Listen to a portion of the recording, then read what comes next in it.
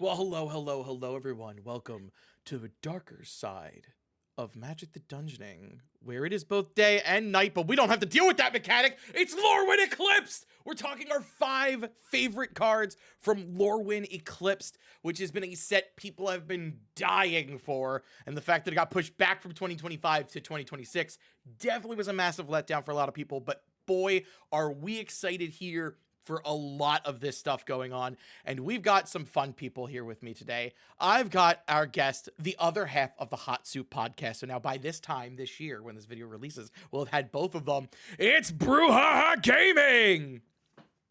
Hi. Go ahead and introduce yourself. I'm Brujaja. Sorry about that. I'm a streamer here on Twitch. I stream mostly Magic and Fallout every night of the week. I'm a late night streamer. I'm not very good for daytime television. I curse a lot. So if that's something you're chill with, come hang out with me while I yell at myself for being real mid at gaming. It's a good time. I actually want to share. Thank you for having me. It's a pleasure to have you. I want to share one quick fun story with Brew, where recently I watched one of their TikToks, and they were talking about the 76ers, and because both of us live in PA, I immediately thought the Philadelphia 76ers, and had no idea why they were asking about lost axolotls, and then it just dawned on me they were talking about Fallout 76, not the Philadelphia 76ers, the NBA team. I was like, we're both from PA. They're clearly talking about the basketball team. Why are they talking about lost axolotls? It makes sense, but like most people, I forgot the 76ers existed. That we should comment later on. You're like, oh, that's right, that's a thing. I was like, oh, it wasn't until you're like, well, the vaults, and I went, oh, Fallout. I've made a bad comment. Crap. Yeah. Whoops. Yeah. There are axolotls that you could get from fishing now in Fallout 76. So that's a thing. Join. I need people to raid with. I'm tired of wasting all of my ammo. You sound like Ryan and I playing Destiny. Gozer and I play Destiny. Would you like to raid together? Ah! Maybe we'll talk. Yes. We'll talk after the video. Destiny. We'll talk after the video. I'm joined by always my co-host Geek and Ryan. And the fun thing is, again, but now that we actually have it on video, it's recording. I see it's recording. I see the red light because I forgot to record the last time we did this. I'm so proud of you. Thank you, because honestly, not many people are, and I need it. We are introducing Geek as a very honorary member of Magic the Dungeoning. He is officially a Dungeon Delver. So thank you for joining the team, Geek, even though it was kind of against your will. We decided at dinner last year after PAX Unplugged that, Geek's a member at this point. I'm fine with this. Geek, anything you want to plug? I'm Geek. I used to do some content. Now I do content here. So, yay. We are absorbing the one by one. Your favorite people will be a part of us. Maybe eventually the Planar Project will come back, but not for now. I honestly, now it's just going to be Magic the Dungeoning's Planar Project hosted by Geek. And then, of course, we've always got my co-host, Ryan, who... go ahead, Ryan. Not much for me to say. You know where to find me. If I'm not in the video, I'm probably just not wanting to do it. Yeah. We're actually, that's something we're going to address because now that I actually have it on video, again, I see the little red light recording. We did not do Spider-Man last year, and so one of the things was, that was just Geek, Ryan, and I did not want to reach out to guests. We didn't see many people interested in the set, and we ourselves were in that number. Nothing against Spider-Man itself as a property, just wasn't excited about the set, and we don't want to put out a half-assed video. So that's why we just chose to forego it entirely. However, with this one, we were all excited about this. This is a big set. We're aiming for more guests this year. We're aiming for to do fun things. We do have our next guest lined up to talk about Teenage Mutant Ninja Turtles, and that is that TCG guy, Corey. We're very excited to have him on for it. That's going to be a great time. And yeah. So we're going to go ahead and without, delaying too much longer, we're going to talk about Lorwyn Eclipsed. So the quick story thing is that since Una's passing, the day and the night have actually returned to Lorwyn because the gods of day and night have awoken, which are Irdu and Asilu. And there's a bunch of things going on, but the story actually followed four Strixhaven students, and everything going on there. Yep, we got a lot of returning characters that we were excited about. Johnny was finally back. Really sad that he wasn't an Obzon planeswalker. And Oko's back. With his giant bulge, but we're not going to talk about that. And his grippers. Don't forget his grippers. Yeah, a lot of feet for free in this set. I was very surprised. Wizards might have gone off the rails a little bit. A friend of mine put a post up about all the grippers in the set. Oh, that's funny. Oh yeah, there was, and all of the. Yeah. And all of the phenomenal art in this set too. We'll go over a lot of them. For the cards that have like some really phenomenal art, I will do my best as editor to put both card arts up on the screen, but I'm also bad at my job, so You're gonna see that a lot this set. yeah, because there's a couple cards like on Brew's list, my list, and Ryan's list, because screw geek, that have some fantastic art. I get joined to the cast, and then Hear that, geek? Everything Well- you like is ugly. Well, you're part of the cast now. Now I can put you down. I see. So we're going to go ahead and do what we always do. We're going to talk about the new mechanics in the set and some of the returning mechanics. Normally, we don't talk about the returning mechanics, but there's only one new mechanic and now a newly named mechanic. So we'll get into those. And then we will talk about a rare cycle that does show up, though we're only going to be talking about 3 of those rare cycles, and the rare land cycle like we always do. And we'll get more into that. We're going to go ahead and talk about the mechanics, and this one's going to be a blight upon my house. Brew, what is blight? I mean, a nightmare. My favorite thing. Do you want me to just read the card? We didn't clear this up. Hold on. I have questions. Yeah, so you can just read the card because thankfully the card you are reading explains what blight is in the parentheses. So Okay. we can just go with that. Cool. Well, speaking of grippers, hi, perfect Morcant. Oh, this Her card. card reads, whenever high perfect Morcant or another elf you control enters, each opponent blights 1. Meaning they each put a -1/- counter on a creature they control. And you can tap 3 untapped. I can speak. You can tap 3 untapped elves you control to proliferate only as a sorcery. So Small limitation on an elf card. That's amazing. there, I yeah, love there's 2 things to talk about with this. So we'll focus on the mechanic and then we'll talk about the actual card. Blight's fun. I actually think it's a really fun mechanic, especially because this isn't just something that always hits your opponents.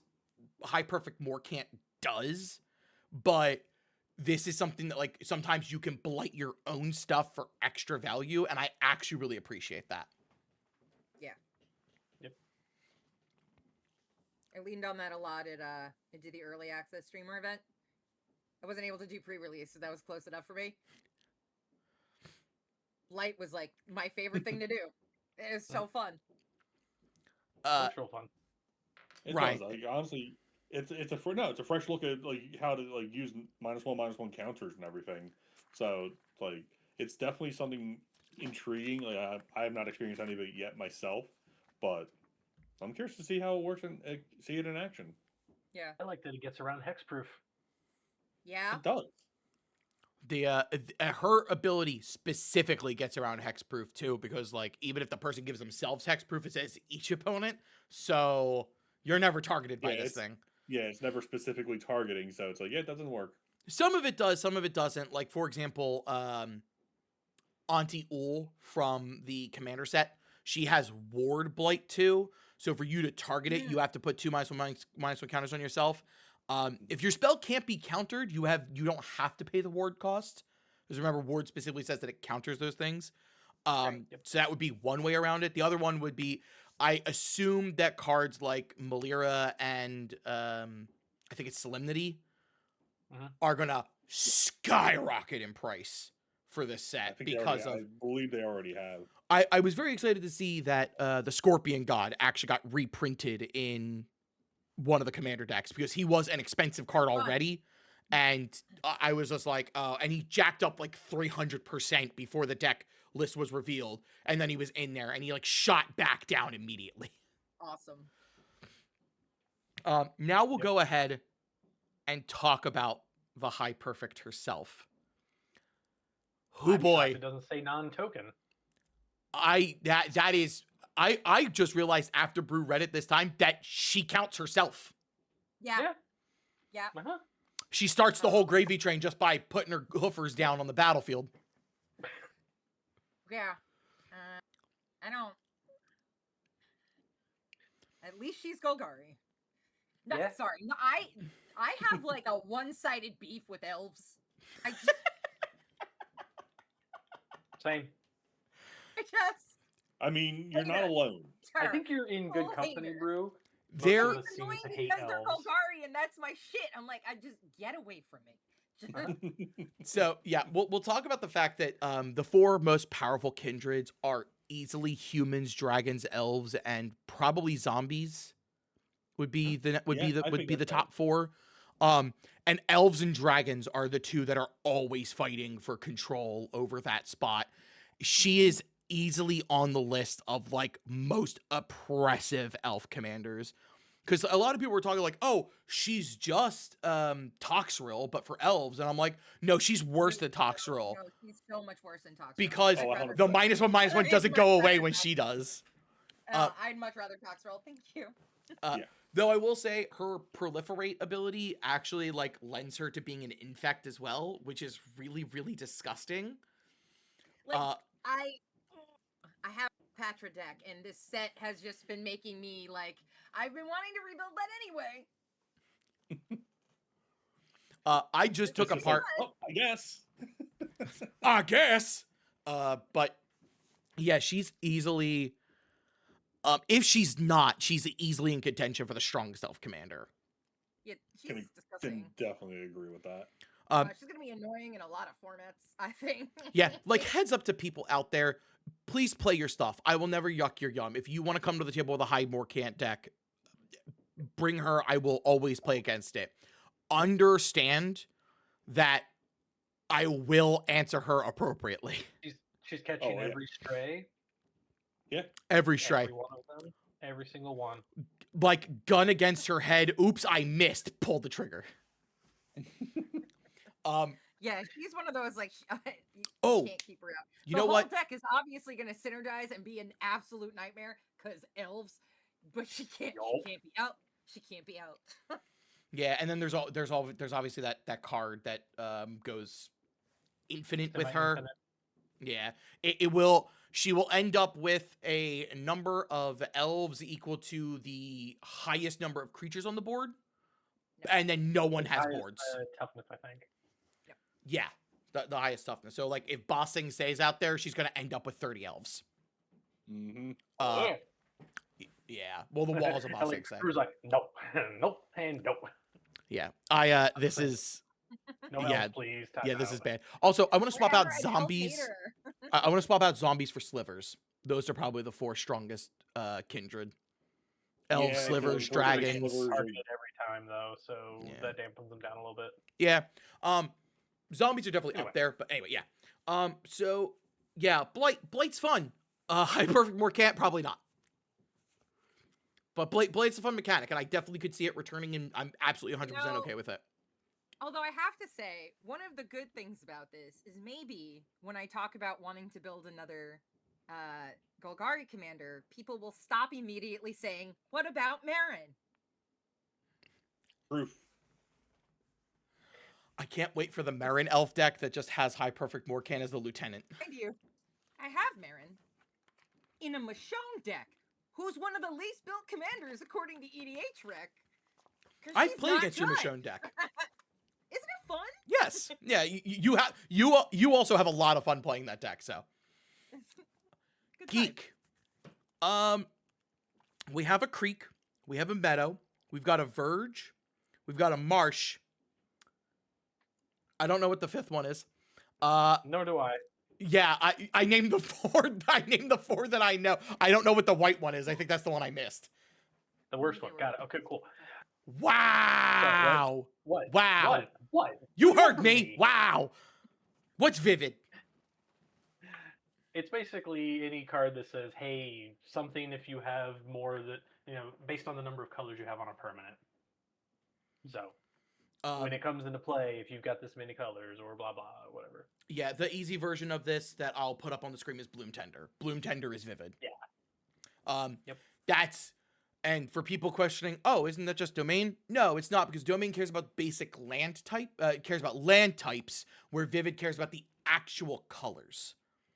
Yep. So that's the big difference there. Kind of like the name of that mechanic. Yeah, it's I like that.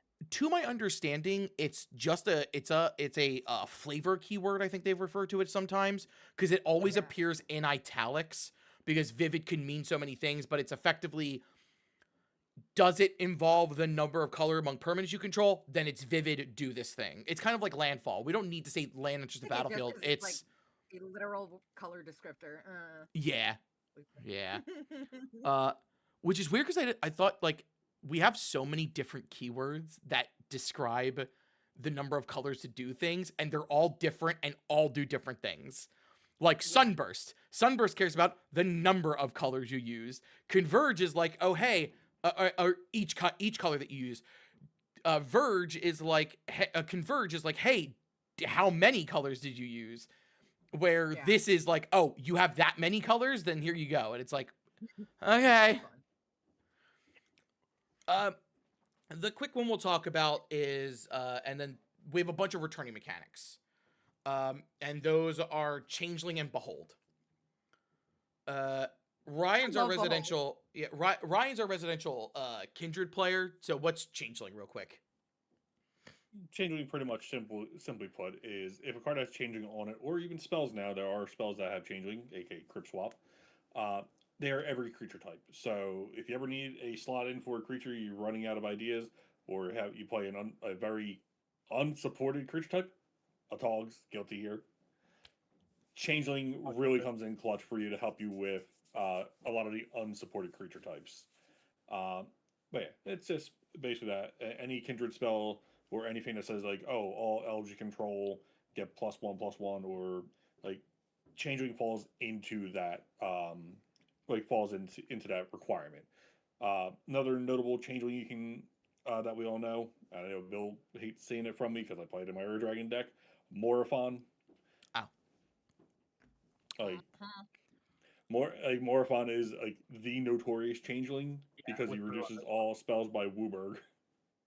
And gives them +1/+1. Brew and I are both giving giving +1/+1. I don't See, like. Morophon's never the issue. It's just you see it and you know that some fuck shit shenanigans is about to go. You at least don't play it as the commander. You're just like, this is a way the deck wins because it's a pump and a reducer. And I'm like, at least at that point, I'm like, all right, I'll give you a pass. But you're also playing the Ur Dragon, so eat my shorts. Oh, shut up then. Oh, no. I take all the shade with that. I will play the Ur Dragon. I will have no remorse. Shout out to Levdale for an Ur Dragon Changeling deck, which I hate. I hate it. Like, it's a really good deck. You should look at his list. I hate it. I will have to take a look. I have heard of this deck. I need to take a look at it. But like no shame. I have the Ur Dragon Secret Lair, and I got it signed by Justine Jones at Commander Sealed last year. I've made sure. That's your baby. Oh yes. My baby is my Griffin's deck, unfortunately. Nowhere. What's that? I said my baby is my Griffin's deck, unfortunately, and I think that they actually haven't fought each other yet. It's actually, I think, one of them. No, it's like one of the matchup. My mono white Griffin's deck is my most winning deck, by like a lot too. It's really a shame that they're just like, it's mono white. What can it do? How did I just die? Literally, because I played it and I won with it. It's a silly ass deck. So we got that, and then also Kindred and Behold are two more returning things. So Kindred is a card type. And generally, if it's got Kindred listed there, then it also has a creature type attached to it. Crypt Swap, like Ryan mentioned, is a Kindred instant that is a shapeshifter, and it has Changeling on it, so it's all creature types. And then, last but not least, with Behold, a behold a thing means that you need to control a creature of that type and choose it, or you need to reveal one from your hand. There's a bunch of cards that have behold on here. There is a champion cycle, I believe, where they each ask you to behold a thing or pay 2 more to cast it, and they're like a way above curve type thing if you have the thing to behold. So yeah, there's really not a ton to talk about. I'm probably missing an extra mechanic or 2 that we didn't talk about, but honestly, we're not super into that. What we're going to move on to now is generally something we always like to talk about in these videos is the rare land cycle, because I am a proponent. I'm very high on the fact that land bases can absolutely amplify a deck's power. And with that, we usually talk about the rare land cycle. This one's an interesting one to talk about. So we're going to talk about this and another rare cycle that's attached there, though we're only going to talk about 3 of those cards because 2 of the other ones are on lists for people. So the first one we'll talk about is the shock lands. The shock lands are, we got 5 of them in this one. Blood Crypt's in the cycle. I think Blood Crypt, Hallowed Fountain. Team Vens, Hollow Fountain, Temple Garden, and Overgrown Tomb. Thank you. So those ones are in there. I'm quite fascinated the fact that we got a couple of these Strixhaven schools like lands in these sets, being the fact that Strixhaven's coming out soon. And but by this point in, so the set's out by the time this video will drop and that we filmed it. Yeah, the Shocklands are all reprinted in Standard, which has not happened since Ravnica Allegiance and Guilds of Ravnica, which I find very, very fascinating. But no fetches, so yay. That is correct. There is a couple of spells that will fetch land types, so there is ways to get them. It's just very, very few. As it should be. Right, for the most part. Like, it's understandably. I'm sure everybody who plays Standard would love it if 5-color decks come back. Actually, that was the question I wanted to pose to Brew, because Brew plays a lot of Arena. I want to live through Green Devotion again. I'm good. I'm so good. But Brew, my question is, how do you feel now that all the Shocklands have been reprinted? Does that actually does that feel better or worse to you as like an Arena player? I mean,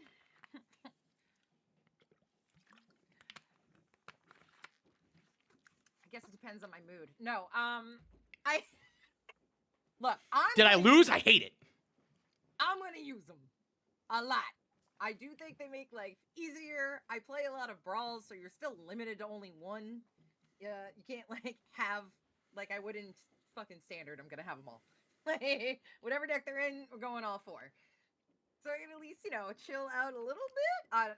So it shouldn't be too bad in brawl, but it's gonna be annoying as shit in Standard. And for folks who don't know, maybe you're joining our video because you saw us on like a recommended or something like that. Shocklands, real quick, are lands that tap for 2 different colors because they have 2 land types. So, for example, Blood Crypt is a swamp mountain, and so it can tap for a black or a red, and all of these lands have the same text. This land enters into play untapped if you pay 2 life. If you don't, then it enters tapped. And because Shock as a spell deals 2 damage to any target, you would lose 2 life. Shock land. So that's where the term comes from. That's how it's been spawned. These lands are very good because, like Geek mentioned and what Brew was talking about, these things are fetchable.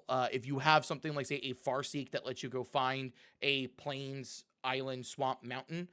Again, mono green players, stop playing Farseek. It doesn't say the word forest. EDH Rec brought that up in one of their videos that like 73% of mono green decks play Farseek. It's like some astronomical number. I thought it was very funny because it doesn't say the word forest on it.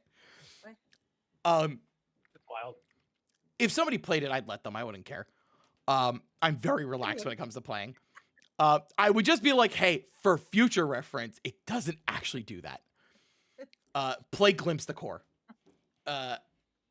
So, yeah, Glimpse the Core, Nature's Lore.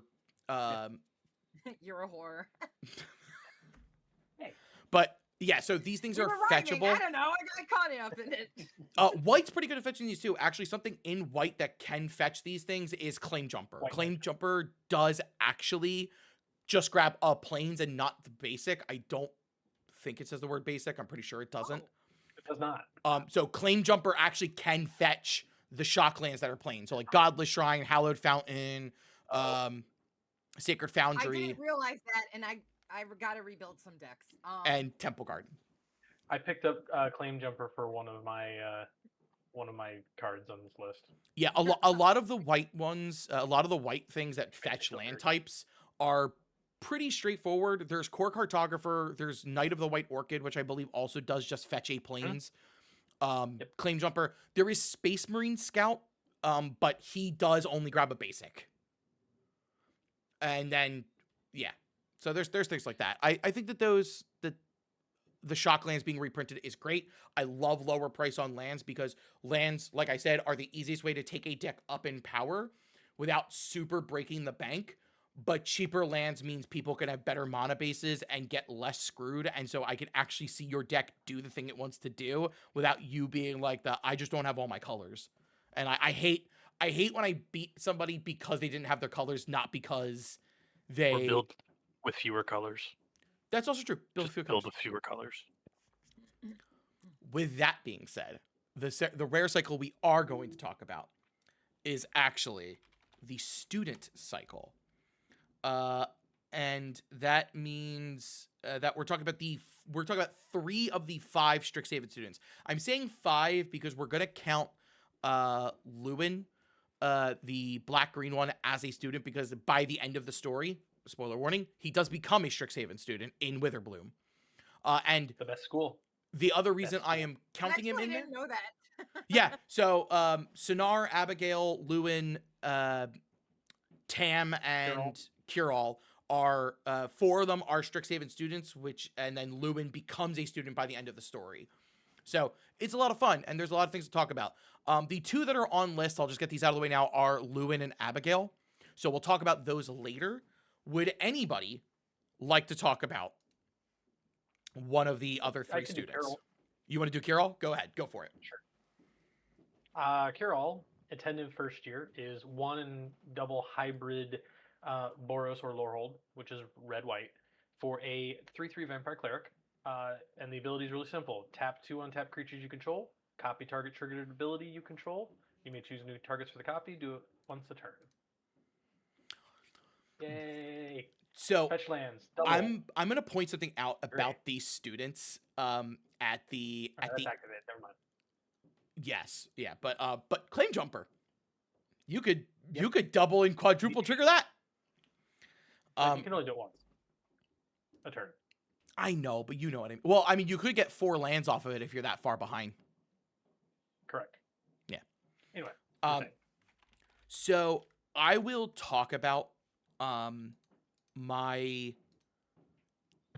slight disdain for the students. Because there is something flavor-wise, there's something I don't like about them. That they're children? No, that's not the reason. I don't understand your hatred. Not many people do. But Curall is a very, that's powerful. Even only once a turn. There are some powerful ETBs in red and white. That the Overlord cycle is A, still in standard, and B, exists as a thing. Hey, pay this incredibly discounted mana cost and do this thing twice. I'm all for it. Boiler Bilges like dome something for 4. So for the it's cost, also red, which is great. Yeah, and the Overlord of the, I don't know what the white one's called. I think it's Mistmoors. I think it's Overlord of the Mistmoors. Comes in and makes 2/1 flyers. Like, that's nuts to me. Life gain ETBs? Yeah. That's the first thing that comes to mind because of the white. Life gain ETBs. I'm thinking of like the also like the one of the ones that I want to mention are the Splicers. The ones that come in and make Phyrexian golems. Those are ETBs. Mm-hmm. And they bring in a creature automatically, and if Curall's already out, you have the 2 creatures to copy it again. Ward is also a triggered ability if you're playing a lot of white. I really don't want you to get rid of that thing. I'm double activating the ward. Please stop casting your spell on my thing. Stop committing crimes. Bruce giving me a look like I kicked a cat. It didn't occur to me that was a thing, and I'm mad at myself for not thinking of that. First of all, I should know better. And second, just don't let my boyfriend know at least half of this. Just let him find out on his own. No one actually tell him. Geek, if you are messaging him right now. It should also be made clear, though, that a lot of the things that you would want to copy for some stuff, though, are activated abilities. Like a lot of the, like, what am I thinking of? Like, Phyrexian Tower. Like, I know it's in black, so Kira would have to be on a Mardu deck. Yeah. That's not bad. Yeah. But one thing you could do are things like the Capenna lands. Those are actually ETB, so you could copy them and get 2 lands for the price of 1. Hey, there you go. So there's things like that. So Kirill is definitely a very interesting red-white commander. Yeah, he's gonna be fun. But yeah, who wants to take the second student? Ryan, they're the Quandric students up there. Would you like to read Tam? Me. Of course. I'm also Ryan bamfing would. while I get my list up because I realize it's not something I did before we got here. Don't So make Quandric's- me more organized than the Virgo. Look, I already had to organize all this. Don't even. I'm the Capricorn. I'm already We know. organized. I'm not gonna say what I am because I just the jokes. What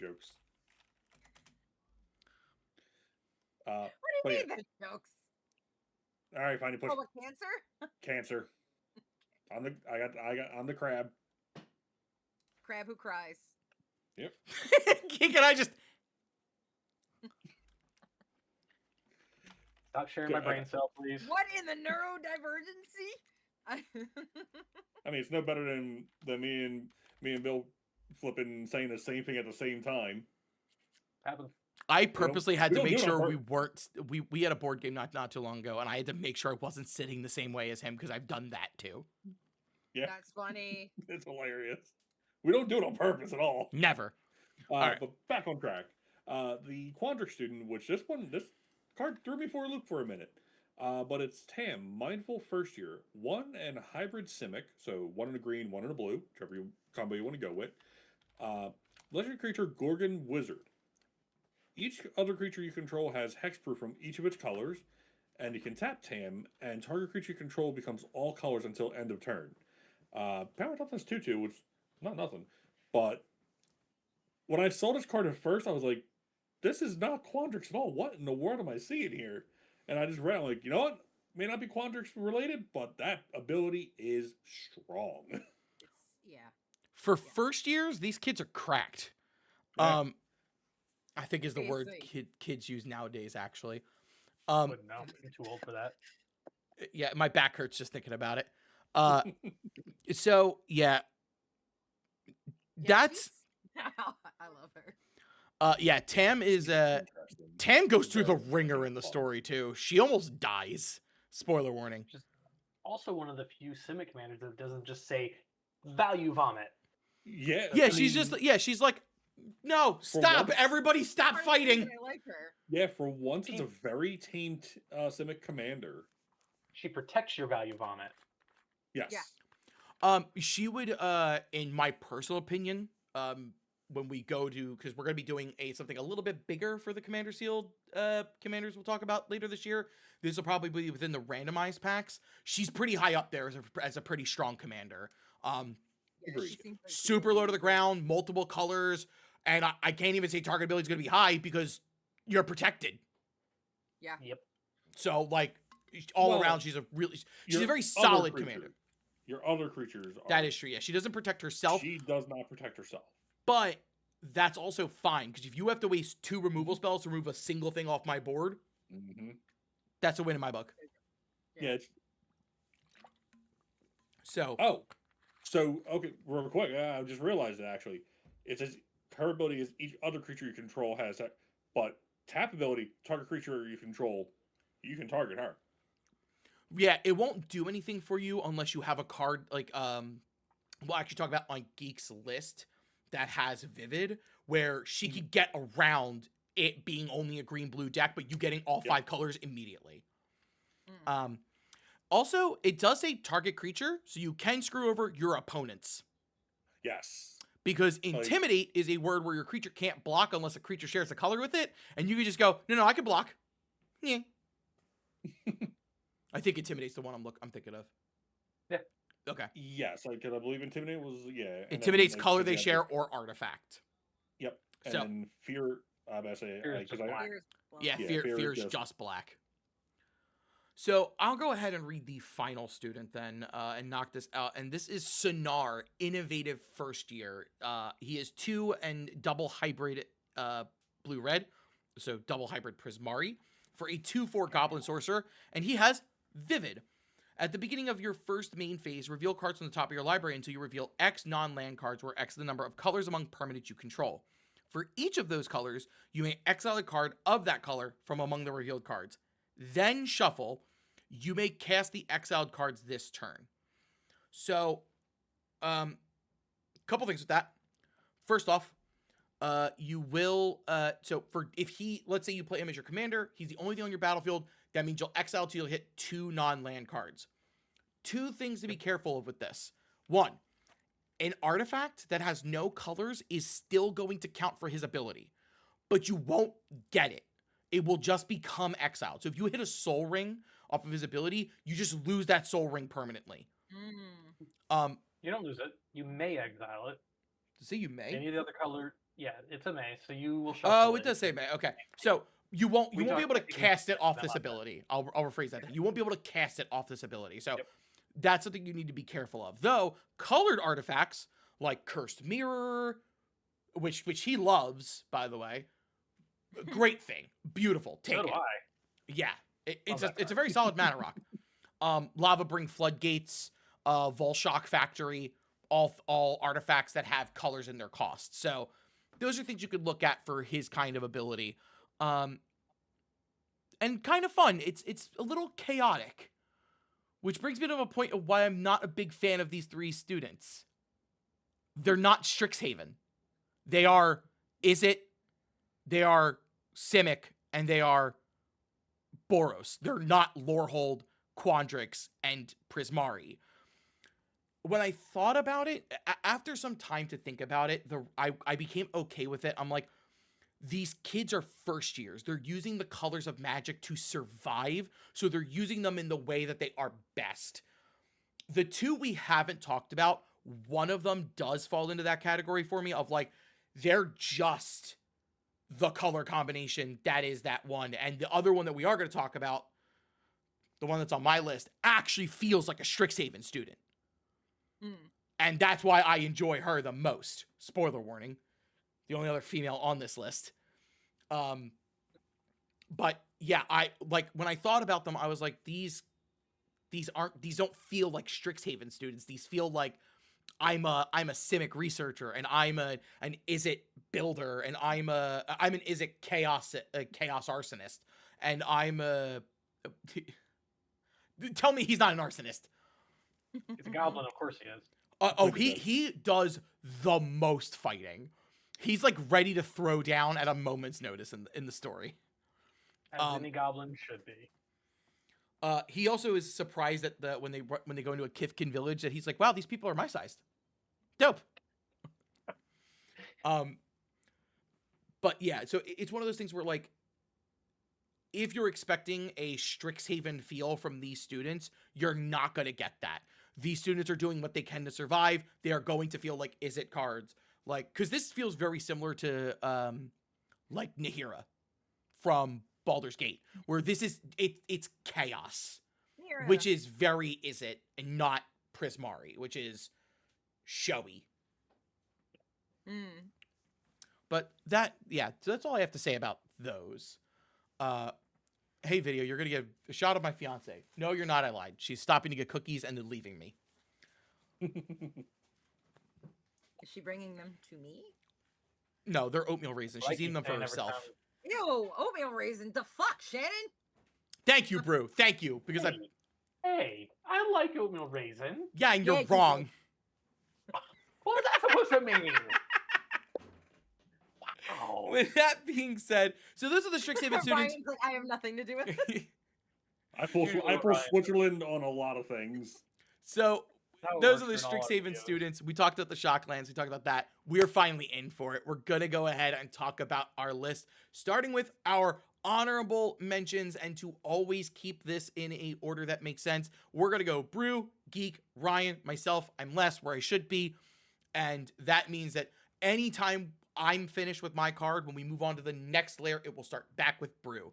So with that being said, Brew, who is your honorable mention? Well, as we mentioned earlier, there's an awful lot of grippers in this set. And I felt it only appropriate that the honorable mention should be really the art and not necessarily the card. And I think the most footy foot card in here is Gangling Stompling. Just Gangly Stompling. Just one giant foot coming down, only 3 toes. I don't like that. Coming right down on your face. So shout out to the artist Scott Murphy for making me genuinely uncomfortable. I appreciate it. So yeah. Not a good card, but I am gonna play him when need be. 3 mana for a 4/2 Trampler is not that bad, is it? It's not bad, but like from a commander standpoint, I'm never gonna use it. From Oh, no. standard, I may throw him in there. Yeah. I mean, yeah. But that is the important thing about respect our list, though. We don't always focus on like cards that are good. Y'all are smart Magic players. Y'all know what you're doing. You know the good cards. We're talking about our favorite cards here and the cards that we're really excited for. So like this is a perfect embodiment of what these lists are about. Like we're just talking about toes. Feet. Specifically 3 toes. Something foul is afoot. Yeah. This is better than 20-toed Toad, at least, right? Yeah, I guess. I like that card. So, Geek, what is your Geek? I do agree with Geek. A 4/2 Trampler for 3 mana is not a bad price. And this Not too also bad. this is Yeah, also just hybrid Hybrid rule, right? So, Yep. I mean, like 2 and it's hybrid. 2 colors, so it's not bad. All right, Geek, what is your honorable mention? Mine is a green card with a keyword. It's Aurora Awakener, 6 and a green for a 7/7 giant druid with trample, because of course it does. It has Vivid. When this creature enters, reveal cards from the top of your library until you reveal X permanent cards, where X is the number of colors among permanents you control. Put any number of those permanent cards onto the battlefield, then put the rest of the revealed cards in the bottom of your library in random order. I love this because this is an incredibly green effect, but you must have other colors for its full potential, not just green. Bleh. This is the card I was talking about. Runs really well with Tam because she can at instant speed make a creature all colors, and now you get 5. Okay, never mind. I rescind my honorable mention. It still needs to be in a green blue deck though, and like if your commander dies before this happens. Yeah. No, I just like a little bit of breaks on the green. Yeah, Don't be it's just mono green. yeah, it's really hard. I think it was Baldhound I saw on a post bring up that like, man, if only they made green count to 9. So this is one of those things like while this is 8 and this can be very powerful, you're correct. They need to have other colors. So in a mono green deck, they get a single thing, which can win the game. And in a 5-color deck, you're rewarded for having all 5 colors for this thing. So like in both avenues, I kind of understand this card, and I actually can, much like you, I can appreciate this. Yeah. It's also what, a 7/7 Trampler for 8? 7/7 for 7. 7/7 for 7. Yeah, like this On is a par, just get yeah. trample. This is a thing. very powerful thing. Yeah, it's a green card. It's a very green card. It's a very green card. I explained this in well, I wanted to say that like it really does feel like Wizards does truly understand what each color is doing at this point in the time of like card creation and stuff like that. We do have some laxes and things like red definitely needs help in the card advantage and ramp department. You know, white is still always kind of feels like it's lagging behind somewhere, but it now I'm just not sure where. They've gotten card draw, they've gotten ramp. It just kind of feels like something's lacking and I'm not sure what it is. Green, blue, and black feel like they're doing completely fine. I'm so sorry. Sorry, I keep like sitting back a little too far and you can't see me. It's fine. You're Purple. just phasing out of existence. It's okay. Whatever. But Am I even Perfectly. real, or am I a collective hallucination of all of you? In which case, get help. What is this? Is this what- video is going to this look is really what weird when I edit it and upload it, and there's only 3 people. Amazing. But yeah, no, this is fine. Right. Any comment on either of these cards? No, honestly, I basically just be repeating what everyone else has already said. Very Switzerland. Got it. Right. What is your honorable mention?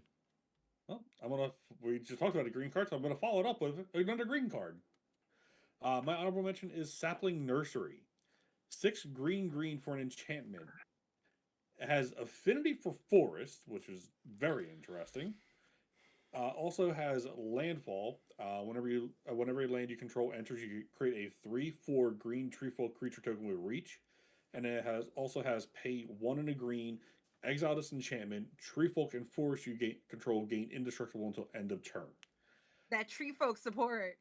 Yeah, now this card can definitely be very powerful. Honestly, it's gonna flourish the best in a mono green deck. Realistically, the best, you don't want to put it in anything I think more than 2 colors if you're gonna do that. The affinity for forest definitely helps with it. So if you're playing, basically if you don't miss a land drop and you're playing on curve and everything, realistically you should be able to get this out by turn 4. That's again not if obviously if you ramp or anything, you probably could get out quicker. But with that being said, the affinity for force really does help it out. The fact that it makes a 3/4 green treefolk creature token with reach though is disgusting. I have the Quadrix deck from the first trip to Strixhaven, which was Adrix and Nev. Yep. And one of the biggest weaknesses of that deck is I have no way to answer flyers. I have my answer now. So, first off, affinity for forest is wild because Yavimaya Cradle of Growth is a thing. Yep. Like, screw you. Yeah. That's wild. Also, this thing exiling itself to give forest and treefolk you control indestructible, when we have cards like Awaken the Woods in this game of Magic, is nuts to me. Yeah. Why? Why? Getting the 3/4 with reach just for playing a land annoys me at a deep level. But it's This very should have been green. called. This should have been called Last March of the Ents. Yeah, for real. Which, you know I what? can agree with I'm that. happy for the tree folk players right now, though. They've been wanting love for a while. Lord of the Rings gave them some. Just Here 4 you of go, them. guys. There's just Here 4 of you them. go. They're all 4 of you. I'm really happy for you. I can't even say Although, my buddy Mark, who plays a Doran deck. I'm a psychopath, and I have a Gitrog monster deck. Hey, stop. Just stop. However- Shut up. Shut up. Shut up. I didn't go a lot. Any of the the way to win is a life drain combo. It's an exquisite blood combo. The entire deck just rips through it. So it's Golgari life drain. This alone, I can play 9 to 12 lands per turn if I get it right. Jesus. Green doing That green is- things. Yes, this is probably leans on one of the more powerful cards. That's why, but that is why I made this my honorable mention. It just the affinity for forest intrigued me. I like that. Honestly, if it didn't have the affinity for, it's a love hate. It's like it's a cool card. I hate it. But I like it. Yes. Everything about it. I'm getting I'm so gonna play it. I'm gonna be mad every time it's played. I'm gonna get so sick and tired of these. Hey, this really powerful green card is fairly costed. Discount because few green. Great henge. Like they already have the mana. Why do they need a freaking discount? Why'd you have to mention Great Henge? You know what? Yell at your fiance for me. She's a green player. She is. She has a forest tattooed on her thigh, on her leg. I tapped that. It's fine. I need to get the red. I'm gonna go ahead and my honorable mention actually kind of sits with something that I wish was kind of printed in Tarkir Dragonstorm, and that was on my list of favorite cards. This one's my honorable mention. This is Thirst for Identity, and Thirst for Identity is 2 and a blue for an instant. Draw 3 cards, then discard 2 cards unless you discard a creature card. I keep hitting my microphone filter. Whoopsie. Sorry, editor, IEB. I love the Thirst for cycle. I love these things. We got Winter Night Story in Tarkir, which was a sorcery version. The Thirst for cycle is always instant speed. They're all fantastic. I highly recommend them for every single deck because generally, unless you are being super niche when you're playing things like let's say you're playing Sidisi, Brood Tyrant, and you're playing all creatures, then you're not even going to look at any of the Thirst cards anyway. But when a normal deck, like a deck with no niche build arounds, like not saying like all creatures, all sorceries, all artifacts, the Thirst for cycles are fantastic because they're 3 mana instant speed. A lot of removal spells are 3 mana. So you can sit here, and if you don't have to use your removal spell, you could just use your card draw spell, which I think is fantastic. I love these things. I need like 10 copies of it. But the artwork is also horrifying, and I love it. This one did not get an alternate art, unfortunately. But It's that common, isn't it? it is an uncommon. Okay. Yeah. Point stand. Danny Schwartz, great job. Shout out, because I'm using Scryfall right now. That brings us into the part that you came here for, the thing that matters. We have finally hit the top 5 brew. What is your number 5? My number 5 is the Hexing Squelcher. This, I know. Like, No, it's fine. Go. If you know It's okay. me, you're not surprised I'm into this card. You're not. If you don't know me, now unfortunately you're aware of my personality. It can't be countered. Okay, first it's a mono red goblin. So typo alone, I actually can't stand goblins. 2 mana. Shout out to Hobbs Q. I hope you stuck your toe.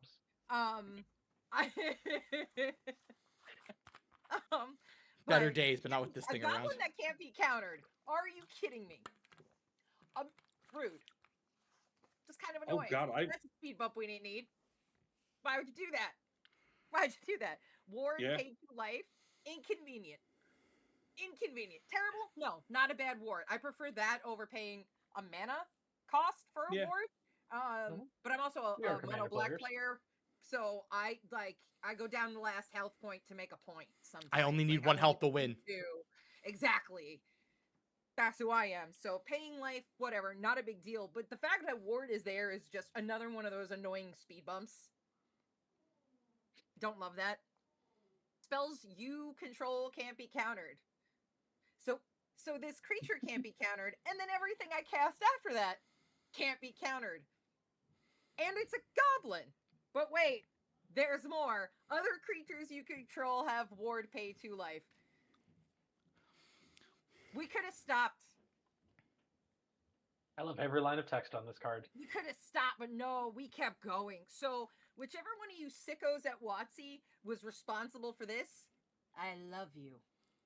I want to kiss you on the mouth. But also, I hope you get fired.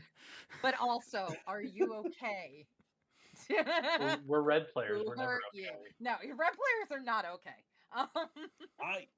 Affectionately, y'all not okay. This is something I don't expect to see on a red card. This is definitely something to see on my favorite color, blue. So yeah, there's so much. It's giving blue. This is so blue coded. Yeah. Better spider pump. Hilariously enough, you know what this is for me? This is reverse gutter snipe. Instead of everybody losing 2 life for you casting the spells, they lose 2 life when they target you with spells. Hey, stop casting that! Yeah. So the fact that she's a non-legendary creature and she's only a 2-drop. Yeah, that's Jesus. How long do you think we're gonna till we want to ban it in standard? Honest question. Oh, it's not gonna. It probably won't last long. Brew didn't mention this. It's 1 in a Not that red. it gets banned that we're gonna want. The people are gonna want to ban. Like. Oh yeah.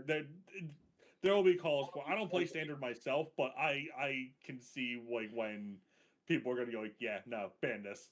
Yeah, like a 2/2 for 2 that does so much crap. Yep. in mono red, Oh, and you can run multiple of these in standard. Oh no. yeah, you can run 4. And guess what? Ward costs, they stack. So if If you had somehow 4 get out, lucky, each of them has it's ward pay 8. yeah. So, I you love know, everything. Oh, what the hell? in Commander, this is one of those cards that there's so many options for it to synergize with that it is going to be a problem on the board while it's there. In Standard, It already went into my Chinook deck, so I'm happy about it. oh wait, hold on. I gotta see if my favorite board wipe is still in Standard. I think Karlov's still in Standard, correct? Yes. Yes, I believe so. You've dealt with one hexing sculpture, yes, but what about second hexing sculpture? What third or fourth? 11's Yeah, so afternoon tea. if anybody is playing Black, in Standard, my favorite board wipe right now is Deadly Cover Up. Ah, yeah. Karlov set, you can exile all of one specific card.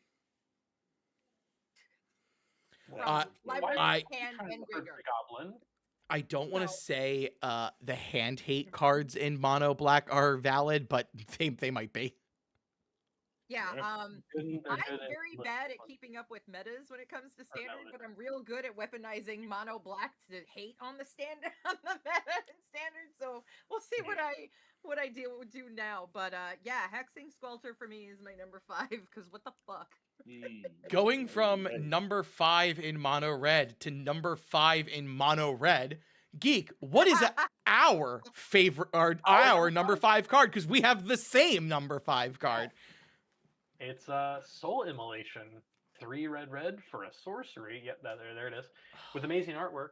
As an additional cost to cast a spell, Blight X. X can't be greater than the greatest toughness among creatures you control, which is put -1 counters on a creature you control. And then Soul Immolation deals X damage to each opponent and each creature they control.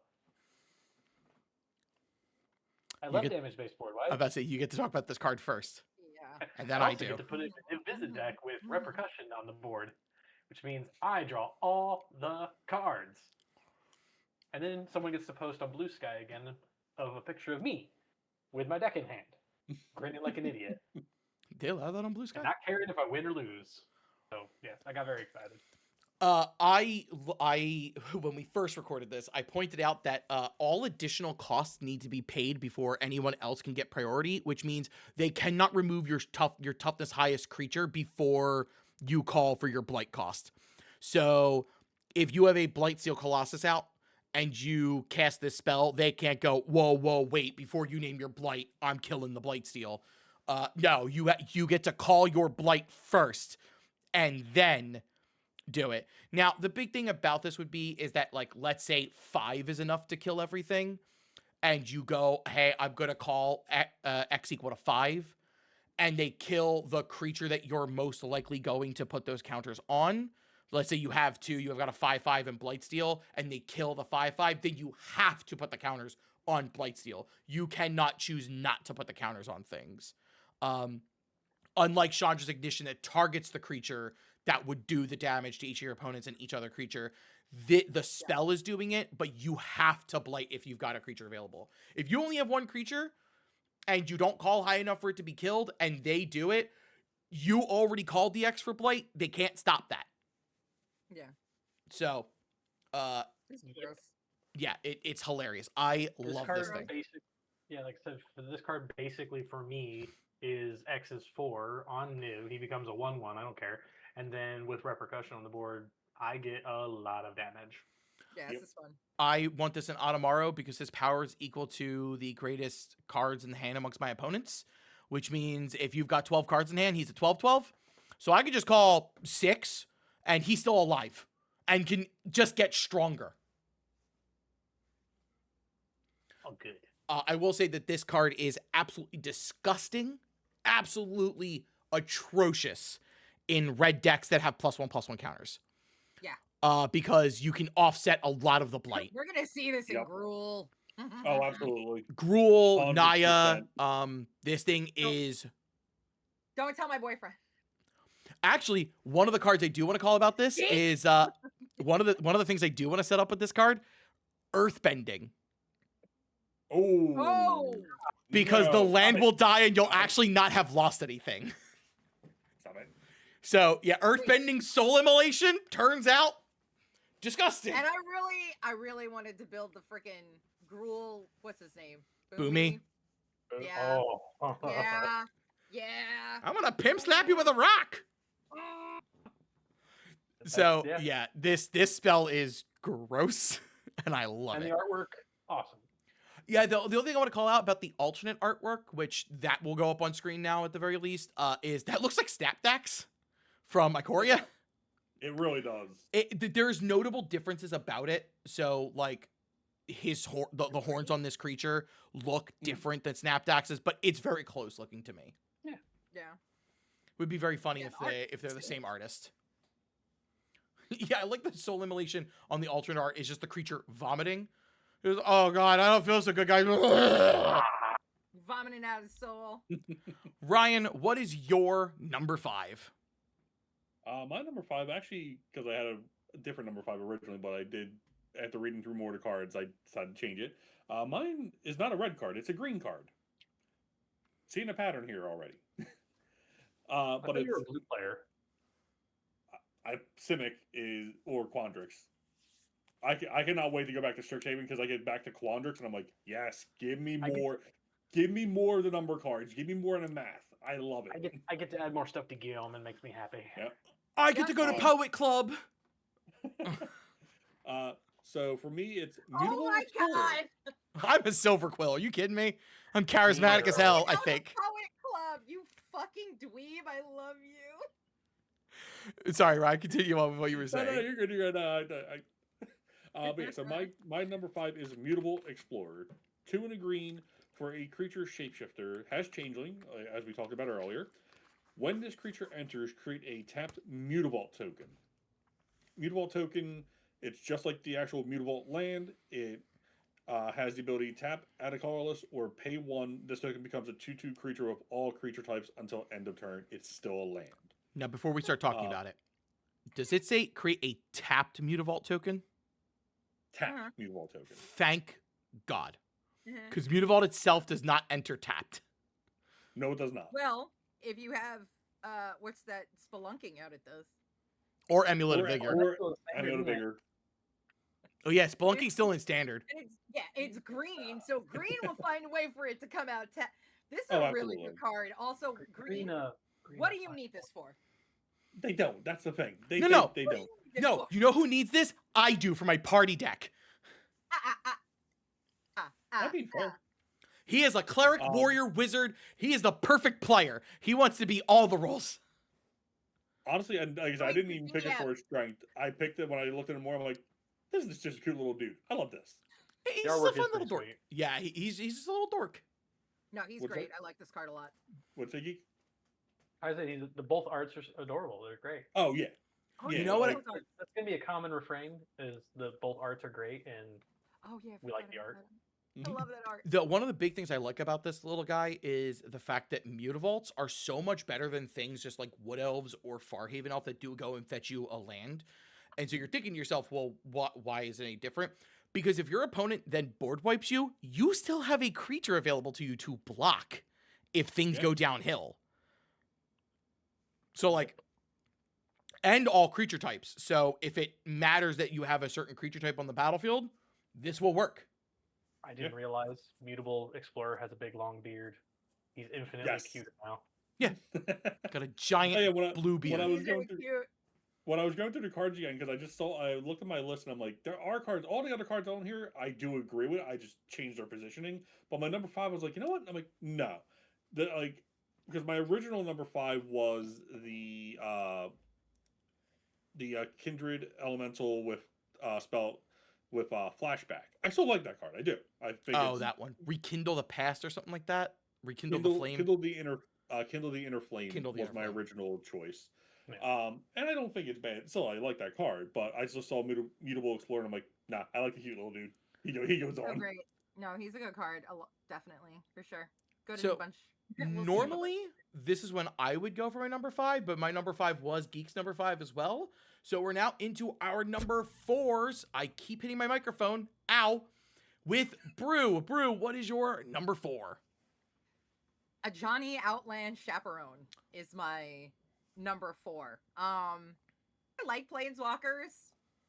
I don't even use them that often, but I really enjoy them. And 3-drop Planeswalkers aren't known for typically being the strongest in that you could get, but this Ajani is so fun. It is powerful. I was able to grab it during the early access, and the deck I had him in by far won the most. He did so much work. Yeah, this is just a really solid card.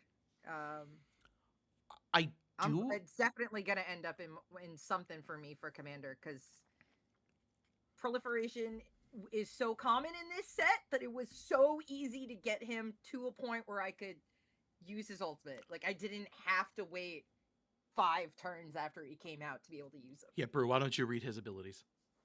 Oh, yeah. That's a good point. So his +1 is create a 1/1 green and white Kithkin creature token. Token gen in mono white. Oh, they don't have any of that at all.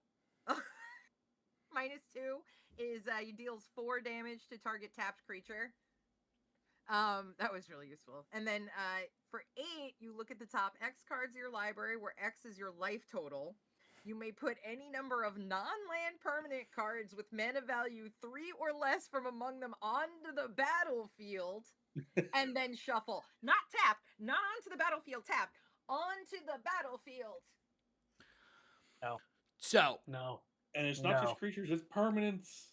It's non-land None of permanent that. specifically. Non-land permanent. So your whole deck, Not land, yes. you just vomit out your deck. So I have a life gain commander deck. I have a life gain ETB commander deck that this is immediately where it's going into, because I will be able to draw my entire library on 1 turn, dump everything out, and win. It will be able to happen. I've gotten up to like 200, 300 life before with that stupid thing. Oh, you bring a Bilbo deck. Yeah. Abuelo. From Abuelo, yeah. So Orzhov, not Orzhov, friggin' Azorius life gain blink. But yeah, Ooh. there's enough proliferate going on in this set that I was able to just bump this up and use it like only like 2 turns after it came out instead of waiting like the 5. Oh, That's insane. gross. I do love how a Johnny kind of always follows this template of his +1 is something very white. His minus is always a removal, and his ult has either something to do with creatures or with life totals. There's never anything in between about this guy.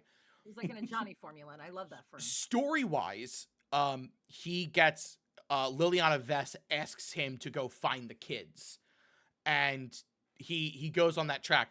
The first thing he does when he shows up on Lorwyn, he shows up like almost immediately where the kids were, like where they popped into Lorwyn at, and he's like looking around, and a creature attacks him, and he's just like effortlessly dodging. He's like, I really don't want to kill you, and then it chips him, and he goes, I'm not gonna be able to look around with you here, and then he just decapitates the thing. Yep, just deletes him from the planet. And I'm like, I like how Johnny's just like, I'm just here to save the kids. Decapitation! That's the red part of his color identity. But the weird part is, he never really gets involved with the Kithkin at all in the story, so I don't understand the +1. You come on, it's because It's a fine. Lorwyn set. It's it can't fine. Be a cat, it has to be a Kithkin. Speaking of Lorwyn, the biggest thing I appreciate about this is he is templated like a Lorwyn Ajani. He does not have a static or an ETB extra effect. He just has a plus, a minus, and an ultimate, which I really appreciate. Like this card, yeah. So, it is really a shame that we did have the Lorwyn 5 are, to our knowledge, still alive and in the story. So it is. Well, Garuk's not, and Jace is alive. We don't know what Jace is right now. Until I see a dead body, the dude's alive. Please let me see a dead body. But the Lorwyn 5 are The Lorwyn 5 are still alive to our knowledge and in the story, so the fact that we didn't get all of them back is a little unfortunate, but, like, going back to 5 Planeswalkers in a set would have been rough. I Yeah. also love this alternate art. Yeah, the his alt alt art art is is great. Good God. Phenomenal. Like, his Yeah. art, both of his art are beautiful. I love them so much. So, Biggest thing I'm upset with, and Geek will probably agree with me on this one, is that Ajani had such Abzan outlooks on life that it would have been great to see him as an Abzan Planeswalker. So it's just very unfortunate that he's just mono white here. would have been cool, but he went back, I guess, to his roots. You know, mono white boo. He kind of got over it after Elspeth was just like, "You're a baby." And he was like, "I know." So yeah, Yeah, I'm not gonna argue with her. I mean that's unfortunately 100% fair. Geek, what is your number 4?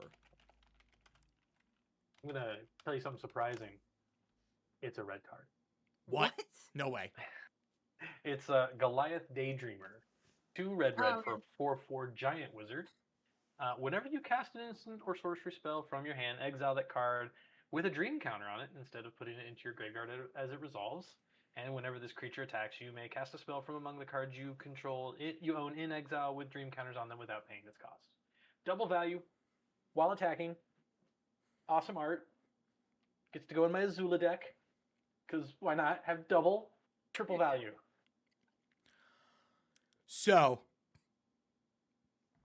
first off, yeah, this guy works great in Wolfgar and in Ishin, where you're doubling attack triggers, because this is And an Azula. attack trigger, and Azula. Well, Azula only cares about her own. No, it's any spell you cast while she's attacking. It doesn't matter where it came from or how you're doing it. I know, but like she has her own attack triggers where Ishin and Wolfgar care about other She still creatures likes it. doing the things. And She my- does and still my- like and it. my I'm not saying fan she group doesn't. Gets to enjoy this because they gave me Azula this year. So good for you, Vest and other friends. This is a fun card though, because I there's a lot of chaos that can go into this. I can only imagine if a chaos warp gets exiled into this thing. I do like that the way it's worded. If you remove the Goliath and it comes back somehow, you can still cast the other things that you exiled previously, which is nice. Yeah, they've been a lot more careful about templating like that because a lot of these things are. I'm okay with losing stuff. I'm a red player. If I lost it, I lost it. I don't care. Yeah, but I will say it does feel bad when it happens though, because you're like, oh man, I did all that work and I lose this thing. Ugh. Yeah. Yeah, fun card though, and also a 4/4 for 4, also just good value. And Grandma alternate art, really like that one. She's like knitting. It looks like. Looks like It she looks fell like asleep. she's actually just sleeping. It looks like very she cute, fell though. asleep knitting almost. The We love only thing that bums me out about this is that the only other cards that have dream counters are Azorius. Oh. And That it's is literally yeah. 2 cards are Rasputin. And then the other ones are the mono blue, one of the Moijins. Oh. Which bums me out, so I guess It bums I have me a out that they're Rasputin Azorius. that I really want to build. I'm like, no. Yeah. Oh. Okay. Yeah. It's so Alrighty. funny. Yeah, all cards are pretty. Right. Mm-hmm. What is your number 4? So mine is actually what I mentioned about it being a blue player. It's a blue card. My number 4 is Harmonized Crescendo. 4 blue for an instant. It has Convoke. And if you don't know, anyone that doesn't know what Convoke is, your creatures can help pay for the cost. So if you tap them, it'll pay for 1 or either 1 generic or 1 of that card's color. But sorry, my brain just stopped. But it has choose a creature type, draw a card for each permanent you control of that type. As a Kindred player, this is perfect. It's 6 mana for an instant, yes, but with Convoke makes it very easy if you're playing a lot like a token heavy deck or a creature heavy deck. You're almost always going to pay like at minimum 2 mana. I think fairies and zombies and merfolk really needed this card.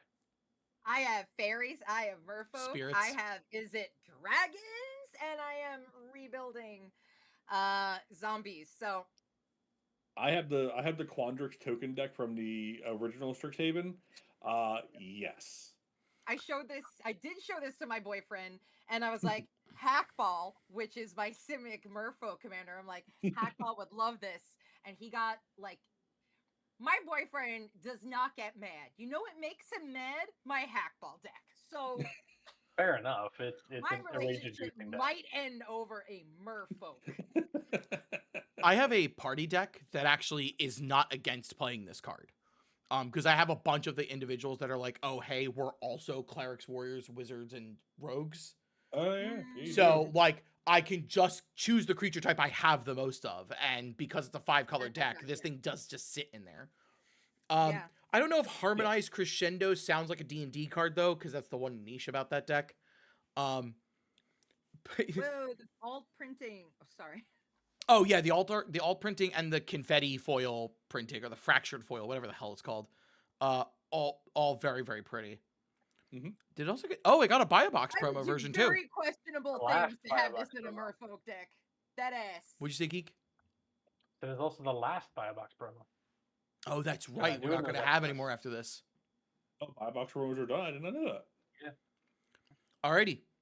So that was Ryan's number 4. That brings it to me. I finally get to talk about an actual card. My number 4 is Curious Colossus. It's 5 white for a 7/7 giant warrior. When this creature enters, each creature target opponent controls loses all abilities, becomes a coward in addition to its other types, and has base power and toughness 1/1. I always say that, like, oh, hey, I'm not a guy who talks about board wipes all the time. And then every single list I do, I'm like, hey, look at this board wipe. But the thing that I want to bring up about these cards, and I talked about this on a TikTok, which is be more restrictive with your board wipes. I know Farewell's a good card. I know Austere Command's a good card. Play board wipes like this, because while you may not view it as a board wipe, you're like, oh, what are you doing? If you're a person has got an elf army that are 9/9 elves because there's a bunch of elves pumping each other, guess what? No, they don't. They just have a bunch of 1/1 right cowards. Now in standard, they probably do. So but like the big thing about this is, so 2 things about it. 1, your opponent cannot protect their creatures with something like a heroic intervention, because it's permanents you control, gain hexproof and indestructible. This targets the opponent. So it gets around effects that protect their creatures. So they'll go, oh, I'm going to give them all hexproof and indestructible. Cool. You literally wasted that spell, because I'm actually immediately going to remove hexproof and indestructible off of them. Yeah. Now, mind you, there are ways to give, like, you yourself hexproof and everything, but there's not as many of them available. And what are the odds? What are the odds someone is running that in their deck? Yep. Not likely. Is it an impossibility? Absolutely not. No, the cards exist, and it's honestly kind of smart, because, like, if you know the game well, it's like, oh, hey, sometimes they're not going to target the creatures; they're going to go after me. It's like, all right, let me protect myself. Another thing about this card is it does not say if you cast it, so you can flicker this thing. Yeah, that is brutal. Every time your opponent plays down a new big threat, could you imagine? Oh my god, I have a Blightsteel Colossus. No, you don't. You have a 1/1 coward. That would be that is just the biggest middle finger to that person. Man, screw your toxic. dude, but actually. Now the thing will be that it won't remove counters like hexproof, lifelink counters and stuff like that. So I do believe they will keep those abilities, but It says loses all abilities. Here we go. I think if they get placed on afterwards, though, they won't like, they'll gain it back. That would be another thing, is that, like, a way around this would be gain your stuff back. But ultimately, it's a very strong card, and also it's a warrior, and there are giants in D&D. Let's go on a party deck. It's a party member. Yo, so fair. Brew. Yeah, no, this looks fun as hell, and Okay. white do be loving a board wipe. real quick. So What? if one of the affected creatures gains an ability after Curious Colossus's ability resolves, it will keep that ability. Okay, so that means if it had a hexproof lifelink like counter on them when this comes down, it will lose it permanently. It keeps the counter, but will lose the ability.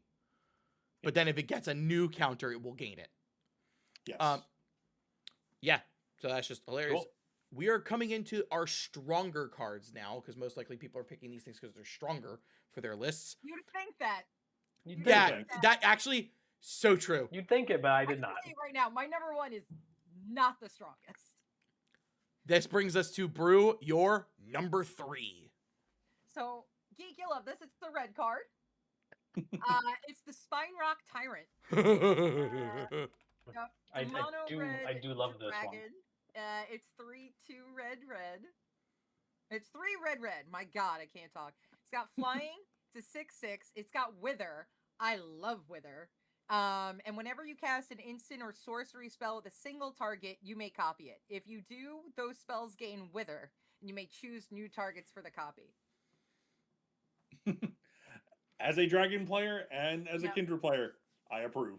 I got a dragon deck. I have a Judith Carnage Connoisseur deck. Or Judith. Oh, wow. Is she the new one? Yeah, Oh my Carnage God. Connoisseur. Yeah, Carnage you- Connoisseur? yes, Yeah, you- I got one of her. But the idea that red is doing wither, I like that. That's weird. This is I just realized I picked 2 red cards that I feel like are not doing red stuff. No, Um, there's been some very different things in this set, like that colors like normally it. wouldn't do. I like it. They're doing weird stuff, and I'm a fan. Also, why Dragon- is this a 5 I mana love a dragon. 6/6? Yeah, It's a dragon. I feel Yeah, like they're this normally is- 6 mana yeah, 6/6s. Get with the program, Spine Rock Tyrant. This is I mean, I'm okay with getting a little discount on my creatures. Finally. I have a near a dragon's deck. Please, by all means, let me have this. Now the love thing it. is, it says whenever you cast an instant or sorcery spell with a single target, you may copy it. My favorite part is if you go, hey, I would like to pay 1 mana and cast this lightning bolt, and I'd like to target you. I have a single target. I'd like to copy it and target you again. And then you just hit them for 6 for 1 mana. Yeah. The spell gains Wither, but Wither only does the -1/-1 counters to creatures. So if you're hitting Yeah. players, it still does normal damage. But yeah, I'm just Yeah. a fan of that. I feel like it's a weird little mechanic. Storm players are already annoying. Why not give them Wither? That makes me think that if you were to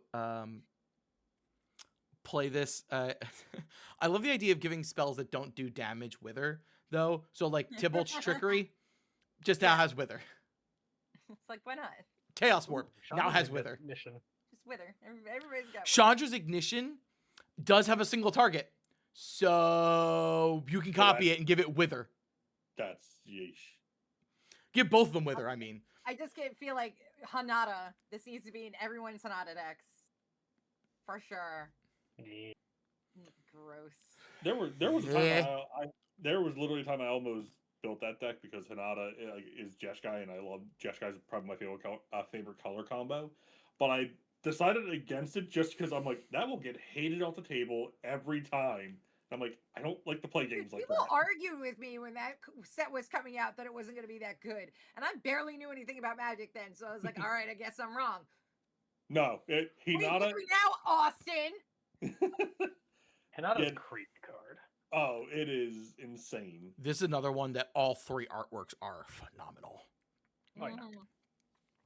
Yeah, this card's banging. I'm excited to see where this shows up, and I'm also gonna be mad about wherever I see it. Let's be real. Yeah, no, love this card. Geek, what is your number 3? It's not a red card. What? Yeah. Super shocking, but it's in the Jund color pie, so yay. It's Twilight Diviner. 2 and a black for a 3/3 elf cleric. When the creature enters, surveil 2. We all love that. Surveil, you look at the top, you can throw it in the graveyard or back on top. Whenever 1 or more other creatures you control enter, if they entered or were cast from a graveyard, create a token that's a copy of one of them. the ability triggers only once each turn. I love doubling my stuff. I love it. And if this isn't a Marin deck, just end of turn. Hey, I'll return this thing and get another copy of it because I can. What's better than one Spore Frog? Those Spore Frogs. I love this card because I love graveyard strategies. Love them. I like this card a lot. I love this card. Really good. Both artworks really good. There's a couple of like in a commander format. There's a couple of commanders that immediately jump out to me. Marin is one of them. The other is Mirko from Murders because he wants you to surveil. Yep. And get stronger and reanimates creatures. Yes, they get finality counters, but your token copy will not have a finality counter on it. That is true. Which, this little chick's. Just I good, love her. I good love old her. mono black fun. So Oh, yeah. the two things Very about this though are sequencing with her does matter because she is not a May, unlike Sonar. Correct. So if your like opponent forces you to reanimate a creature, then that could be a thing. She also does not care if it came out of your graveyard. So if you, for example, reanimate something from somebody else's, you can get 2 copies of it. Yeah. Which is absurd. I also love the idea of doing things at reviving at instant speed. So somebody's just like, oh, hey, this Sir Conrad's in the graveyard. And you just go, cool, Black Sun's Twilight, I'll take it now. And now I get 2 of them. Oh, sorry, legendary rule, sack the one. Sorry, everybody loses a bunch of life, because...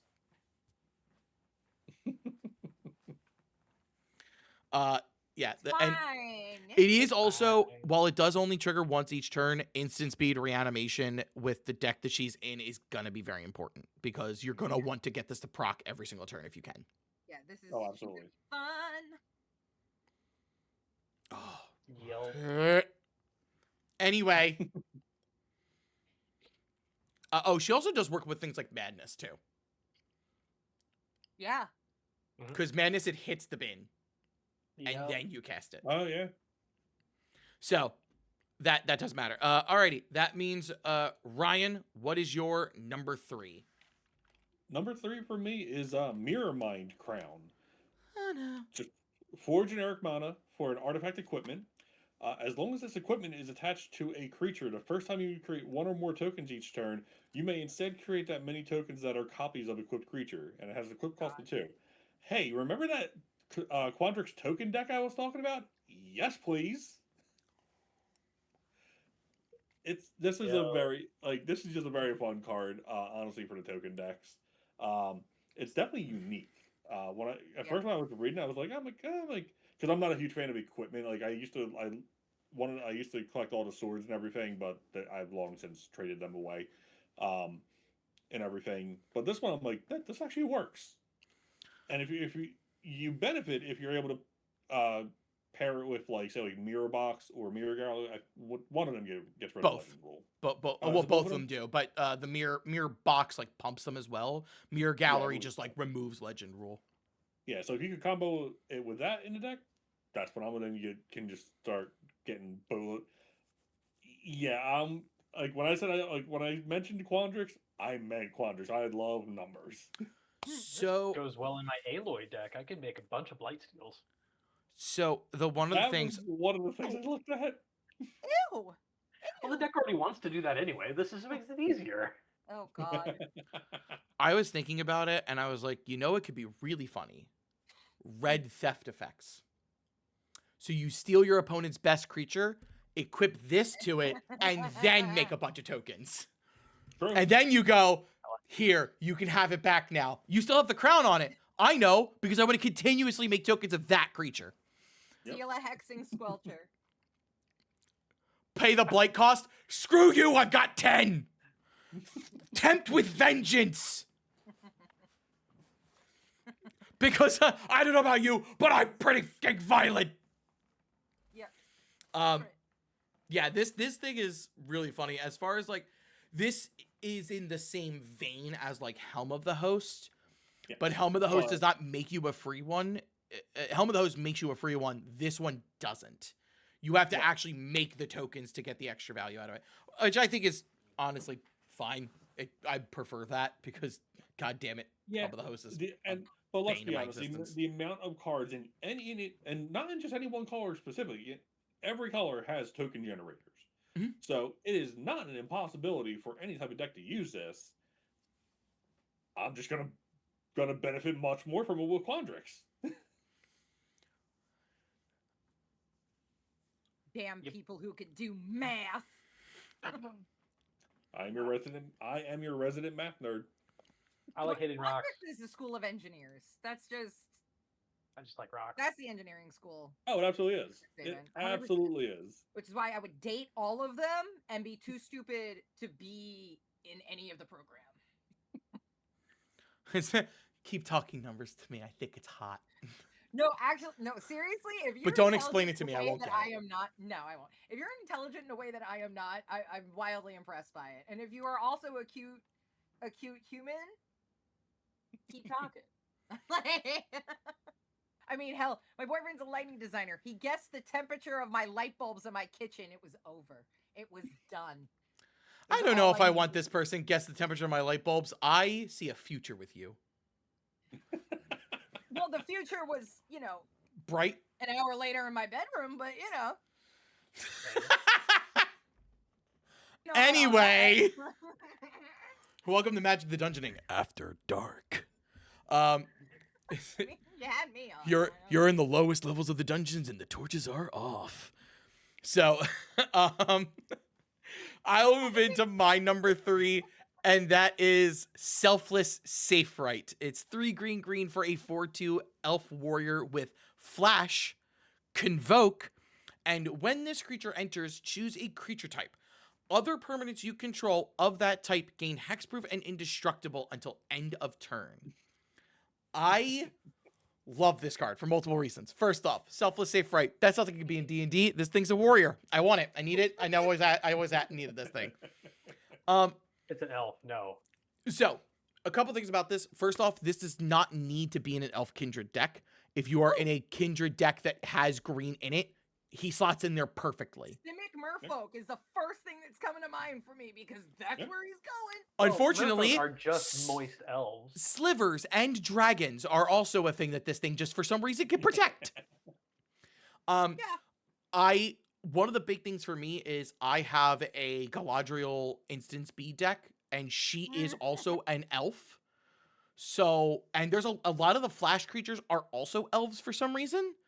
So, while I'm not an elf kindred deck, a lot of my creatures just so happen to be elves. So he also kind of slots. It's like incidental elf kindred. It really is. My It's mono like accidental life gain in white. my mono green deck also makes a lot of Tyranids because it's all one eye. So like he just shows up and goes, I can defend the Carnifexes, and they were like, we don't need you, but thanks. Then the day of judgment happens and everything gets blown away, and the Tyranids are just like, we survived. Arrgh! It's the fact that it has flash and convoke. Yeah, because that means I'm not attacking. I know you're about to board wipe, and I'm not going to become susceptible to that. And again, in green, they have enough mana. They don't need the convoke. Yeah, I do 100% agree with you on that. It's like, why? Not taxing a billionaire. They're fine. Eat the rich. Exactly. So Sriracha. I love this thing. I think this thing is great. So the thing is, for example, I grew out of love of Teferi's Protection. I love Perch Protection. I think that card's hilarious. I'm not a big fan of Heroic Intervention just because it's 2 mana. I stop whatever you're doing. This is 5 mana. If you swung out thinking your opponent wasn't going to top deck a board wipe, that's on you. But if I was smart enough to go, maybe I don't full swing. This rewards me for playing smart. And I appreciate that because I think about Magic like it's a game of chess, which ultimately is why I don't win a lot. However, I have fun, and that's what matters. But yeah, I love this card. I think this card's great. And this is another one that absolutely smashes in both artworks that it's in. Yep. So It is nuts. we would go Played into our it. top 2. However, right now we are hitting our favorite legendaries from the set. So Brew, who is your favorite legendary and or the legendary you would build around? So, it is one of the Strixhaven characters that's in here. It's Urdu, the Carrier of Dawn. No, which it's not. can- That's one of the gods. Oh, you said it.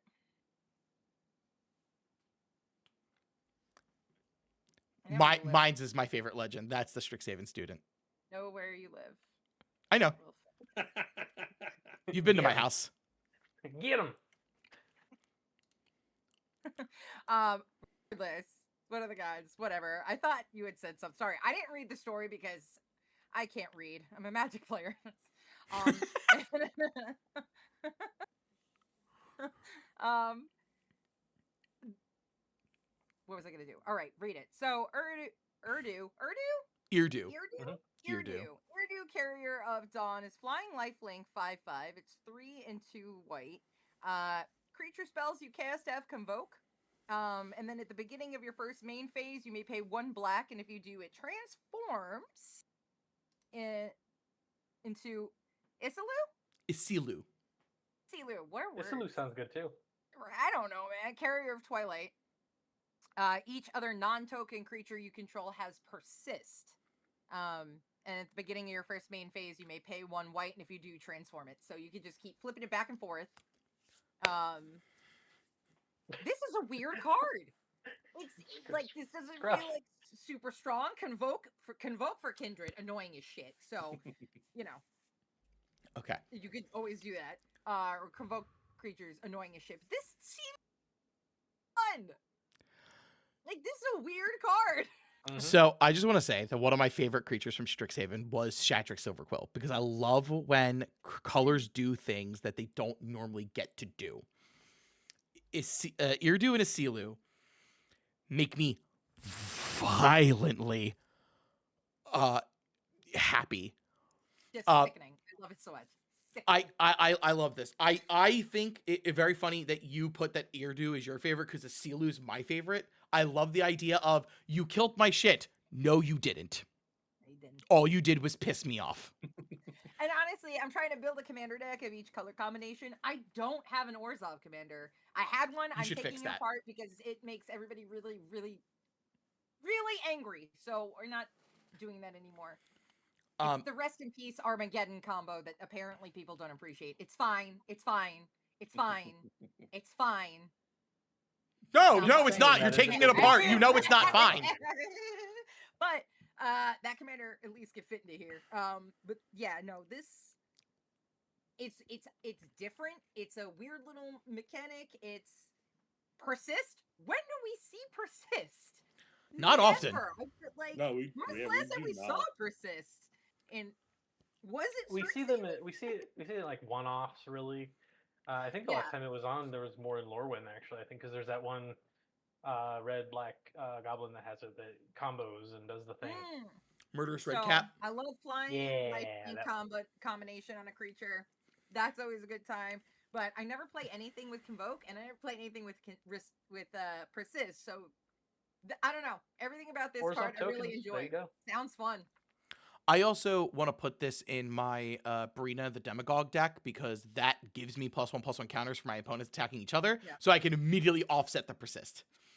And also Notably, oh, sorry. no, go ahead. I was gonna say the alternate art. Oh my god. Oh yeah. So both of the arts for this card are just insane. Should be noted that with a couple of the transforming legends in this set, they have to come down as one side before they flip over to the other. Unlike the Spider-Man set where they did show the idea of transforming cards being able to be played as their transformed side for mana, that is not the case with Irdu and Isilu. You have to play it as Irdu, Carrier of Dawn, and then flip it into Isilu, which I think is kind of funny that it has to be day before it could be night. Yeah. I like that. Yeah, no, pretty much everything Where's about this the card intro makes me happy. I stand by what I say. This is a gripe I have with Wizards. They took too long to actually figure out the day and night cycle, and screwed over Innistrad. Let me play my wolves the way they should be played. I'm so sorry about your wolves. I'm really not. He's only I can't upset because stand he's only upset because he's a Don't werewolf pin in to the me, main campaign. No, I have been wanting to build a werewolf deck for so freaking long. But both mechanics, from the original Innistrad and from freaking Midnight Hunting Crimson Vow and everything, they suck. I don't love them. I don't love them. Made a custom card for it once that worked. I should send it to you sometime. But No. Yeah, that's my vote. Geek, It's my guy.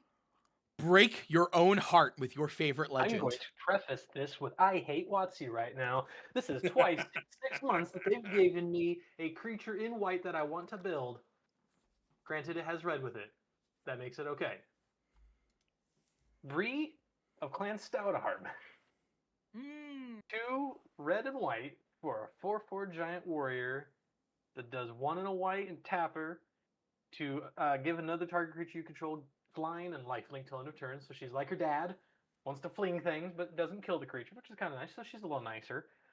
But the big part for me, at the beginning of your end step, if you gained life this turn, exile cards from the top of your library until you exile a non-land card. You may cast that card without paying its mana cost if the spell's mana value is less than or equal to the amount of life you gain this turn. Otherwise, you put it in your hand. I love casting off the top of my library. I like chaos on that in that thing, and it's white, but she's adorable and has wolf skulls on her staff and little cute sheep in her basket. And I'm very angry about it because this is the second Boros legendary that's made me come out of retirement from white. So, first off, I love it. shout out to Jesper Icing for this artwork because she is fantastic absolutely. looking. Secondly, while yes, she does have a way to give you life gain on her own card, if you're gaining life in other ways, that's also fine. She is hilarious. I do also love the idea that as long as you've gained a single life, you're getting a card at the end step, like you're the Monarch. Yep. And it's white. It's incidental life gain. You're gaining life because you played white. Like Yeah, you could sneeze and you've got to put a card in your hand. Try to build this deck. It's built. First card in the deck is Tanook because I'm leaning on the exile thing, but yeah. Oh yeah, That's gonna be fun. So Yeah. Boros Blink life gain deck. I can't wait for you to hit an ephemerate when you have a Soul Warden out. I like that. Soul's Attendant, sorry. Yeah, but also giving a creature flying and lifelink is hilariously powerful. Mhm. Oh man, I can't get this creature over you. I'm Lol. flinging at you. Yuck. now. And Right. she's got shields on her bracers. It's adorable. No, she's pretty freaking cool. The fact that she's got just like a little satchel of lambs. Oh yeah, no, yeah. Full Again, grown yes, sheep with, yeah. Jesper Icing hooked with this design. It is phenomenal.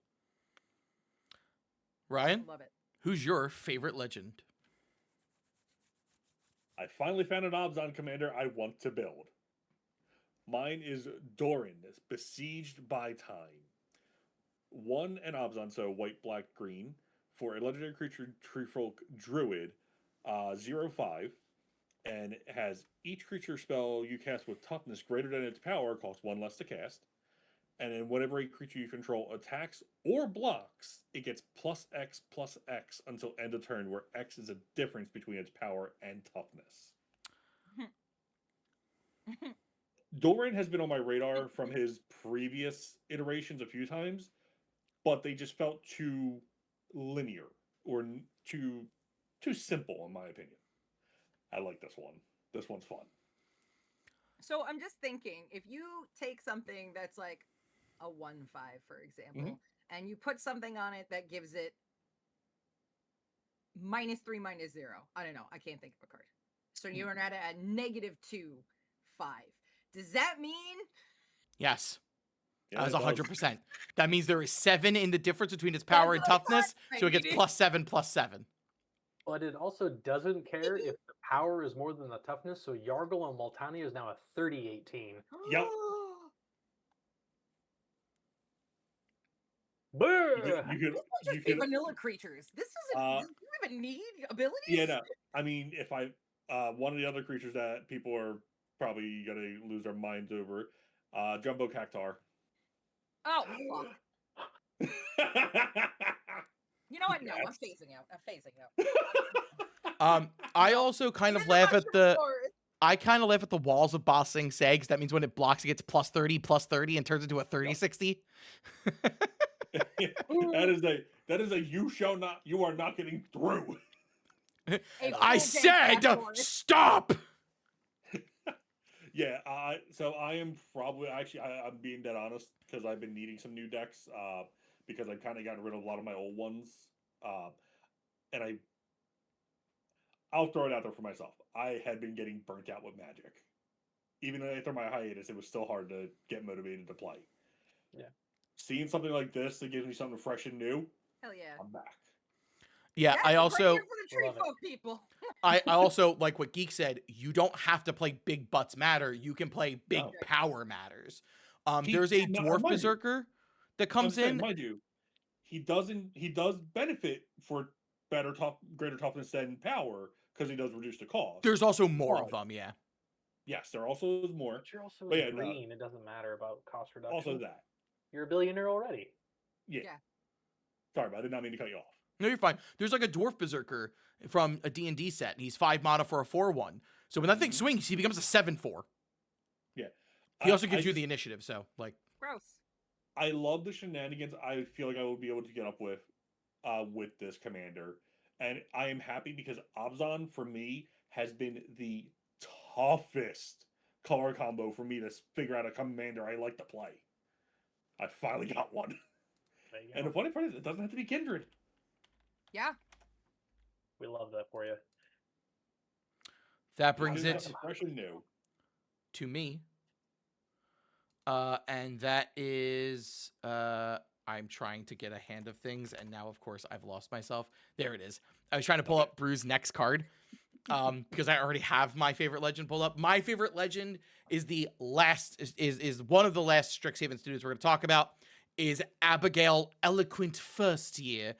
She is double hybrid Silver Quill for a 1/1 Bird Bard. She's flying first strike and Bird Bard. Flying first strike lifelink, and when Abigail enters, up to one other target creature loses all abilities. Put a flying counter, a first strike counter, and a lifelink counter on that creature. So one of the things that I brought up when we talk about the Strixhaven students is the fact that 4 of them, which is the one that we've yet to talk about, which is still on somebody's list, and the other 3 that we already did, feel like they are just in the color identities of Simic, Boros, and Izzet. This feels Silver Quill. She feels like a Strixhaven student because this is something that could both be a benefit and a hindrance, which is very much Silver Quill's thing. Oh, you have this really stupid powerful creature you have a Blightsteel Colossus? You know what? Now you just have a flying lifelink first strike 11/11. It's fine. That's still really good. Yeah, It's still great. really good. And it's It's I not didn't Faves take your worse. big giant thing Fine. from you. I made it a pacifist, kind of. As in really it's a pacifist, past your face. I mean, it's going to go back at your face anyway when that Right. happens, but yeah. But like the thing is, like, I'm totally okay with this idea that you can use this on your creatures to make them infinitely more powerful, or turn your opponent's creatures into something way less awful. It loses all abilities, which means, oh hey, Niv Mizzet that's drawing you a bunch of cards? No, he's Hate you right just now. Don't even mention. he's just a flying first strike lifelink 5/5 dragon. He's fine. I didn't take it from you. Yeah. Now he's really into Poetry Slam. Okay. Well, I gotta tell you, you're annoying me in advance. Okay? Your argument's already pissing me off. You're already making yourself the target. We ain't even in a game. Okay? Listen here, shut up. First off. Second off. No, like a lot of what I'm probably going to use this for. So first off, I already pulled this card and it's already in my Brina the Demagogue deck. Nice. Because what I'm gonna do is I'm gonna take my favorite card, Solemn Simulacrum, and I'm gonna make him an absolute goddamn menace. He no longer has a death trigger, but now he's got Flying First Strike, Lifelink, and no qualms with anyone. He's not depressed anymore. You took away his mind. I put him in Fight Club. He doesn't talk about it. He just rolls. No, but like I love the idea that she can either turn your creatures who have already done their things with like ETBs and stuff, like a Knight of the White Orchid, and turn it into something that can actually be a viable threat, or she takes your opponent's stuff and just tones it down while not ultimately taking everything away from them. For example, Doran, yeah, sure, he no longer pumps your creatures, but he's got Flying First Strike Lifelink, and he's a 0/5, so he doesn't gain you any life, but hey, you can block a flyer. Yep. Your Ur-Dragon's now just a 10/10 with Flying First Strike Lifelink. Don't touch the visit. I'm touching Niv Mizzet. I'm turning Michonne into a Flying First Strike Lifelinker. Fuck your zombies. That's like you have seen firsthand what happens when someone touches Ur-Dragon against me. Yeah, but now you won't. But now you won't have the card draw. So fuck you. No, don't. My deck is bad. Leave me alone. That deck is not good. It is a bracket 2 Voltron Golgari deck. Also zombies. It makes no sense. Leave it alone. Fine, I'm turning Iridu and Asilu into a no things. See, I hate that, but that makes way more sense. You're a god? Have you ever thought about the power of words? Well, shit. You got a point. What are you, Gale? From Baldur's Gate? No, she's Abigail from Strixhaven.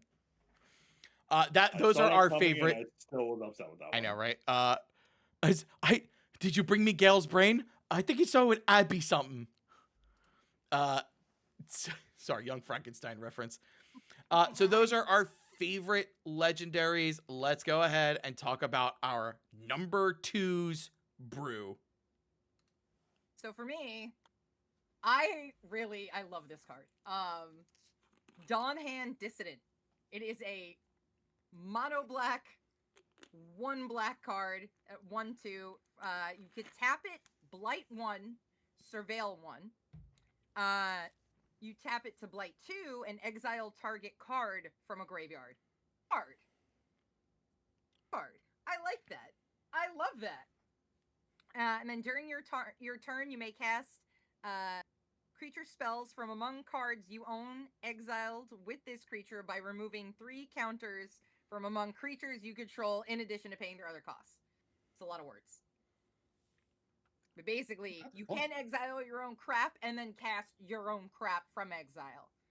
I'm a fan of that. All scruffy stuff out of Sedisha. Exactly. I am a really big fan. Fuck off. I think everybody needs to be playing way more graveyard hate than they do. Don't let Hondu hear that. And one of the most powerful things that you could possibly do is exiling individual cards from a graveyard, because graveyard players, we don't care. It's recycling, okay? We're throwing it in there, we're gonna get it back. But if you get rid of like the few key pieces, you're making it a lot more difficult for us to get anything back. No. It's just you're gonna turn this into a game of physical violence because I'm going to hurt you. Exactly, and it's gonna be great. What happened? Wait, why is Scruff choking that person out? I'm sure they deserved it. Oh, they exiled his Blightsteel from the graveyard. I love Blight. I love Blight so much. I'm gonna be, and the fact that this only costs 1. Yeah, it's 1 black mana. Is 1 black mana. Like, so the big thing here is the big thing here is this thing wants you to remove any kind of counter. It does not have to be -1/-1 or +1/+1. So I love the idea that you play a spell that puts stun counters on your own thing and then use that as a way to cast stuff from your own graveyard. You could do stun counter. We got dream counters. We got shield. You can put shield as a counter. Like, just get rid of stuff.